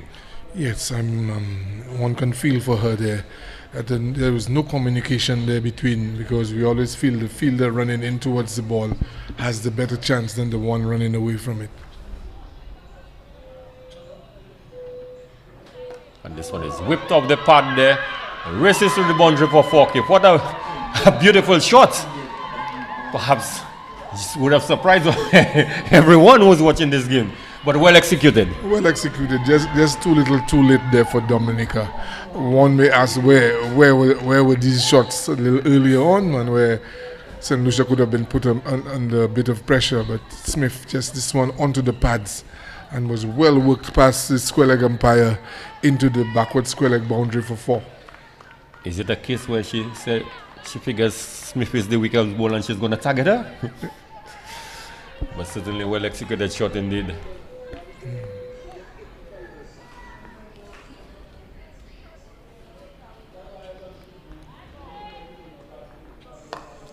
this one, she's flashing as this one gets the outer portion of the bat, races down to the backward point region, and they've scampered through for 2 runs. So certainly a bit of life has been breathed into the Dominica inning, and the fielders in the dugout, they are certainly supporting and enjoying what is going out in the middle. Very, very much so. And while we speaking there, and we didn't realize Dominica has now gone over the 100 mark. I was just about to say that we did not even realize that. Yeah, which is good for their morale at the end of the day. And this one is in the air, and it's gonna fall safe. So the end of an over for Sky Smith. First over for St. Lucia at the senior level. She considered some 13 runs, and our statistician Ron Cox has just told me 11 deliveries to complete that's over. So perhaps a day she will not want to remember, Kif. Yes, and it's something that she always has to keep in the bank that she went through. I think that would make her a much tougher person having gone through that. You understand that you need to work a lot harder. You need to relax yourself a lot more when you come out of that level. I think one of the things is that she's so eager to impress. That sometimes you allow the nerves and the emotion to get involved, and then you're all over the place. But then that's behind her now, and she can only get better from there. So the final over. This one is swung into the mid-wicket region where there is a Crafton's Fields. So 105 for the loss of 7. So St. Lucia again looks like they're going to register a comprehensive victory. And this one again is swung into the mid-wicket region where Crafton again comes into action. So Shania Cooper with the final over kick will really be hoping that at least she could be among the wickets. But this one is angled down the leg side and the umpire has signal wide. So there's nothing better than taking your first wicket, and she would gladly accept that if it comes in this over. And this one is struck past the outstretched hand of Malika Edwards at short mid wicket. And resulting in just 1 run. Zida James coming off the boundary very quickly.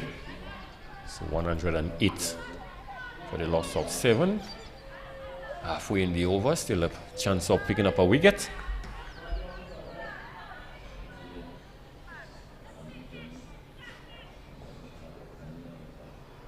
This one is struck firmly past back the bowler. It's only going to be 1 run, so it's the James on the long on boundary. So good positive intent Keith showed in the last 2 overs there by the Dominican low order.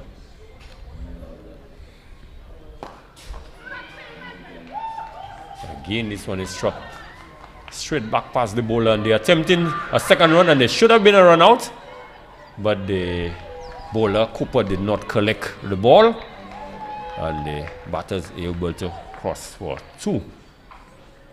So 1 delivery left in the over, 1 delivery left in the innings for Dominica, and this one is firmly struck again wide of the long on fielders. Either James comes around, they have gone for 1, and it's only going to be 1.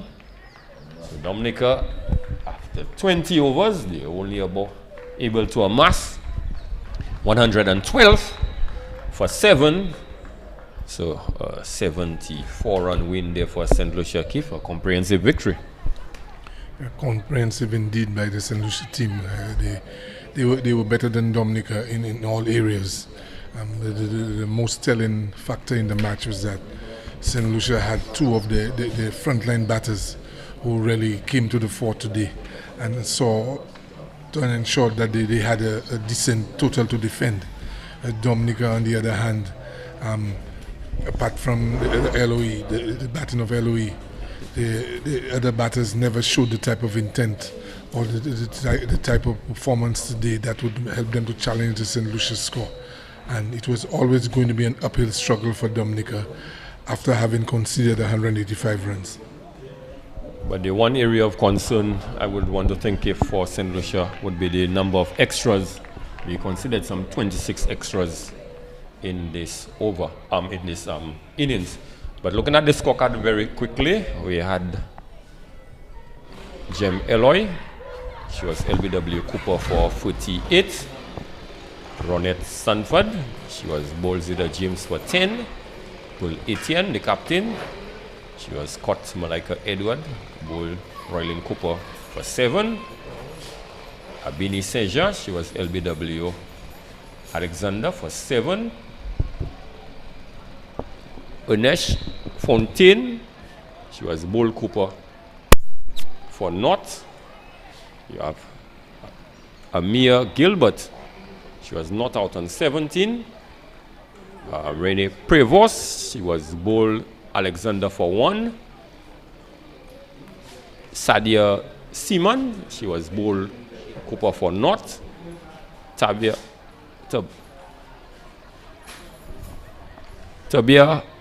Green, she was not out on 11.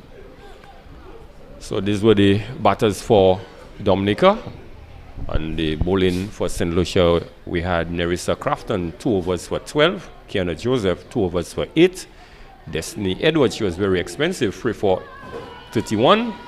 Zeda James, 3 for 10, and she picked up a wicket. Roylin Cooper really had a superb bowling spell, 4 overs, 12 runs, and she picked up 4 wickets. Nisha Alexander, she had 3 overs, 1 maiden, 12 runs, and she picked up 2 wickets. And we had the youngsters Shana Cooper, who bowled 2 overs for 12, and Sky Smith, 1 over for 14. So all in all, Keith, the St. Lucia team would be very pleased with the effort with both the bat and the ball. In the fielding, we saw just a few blemishes, but all in all, it was a comprehensive victory and a good effort by the St. Lucia team. Yes, very much so. St. Lucia is just a continuation of whatever they did in the Super 50 version of the tournament. They ticked a number of the boxes here today. You know, batting first and putting up a score of 185. You know, this on most occasions that is a winning score.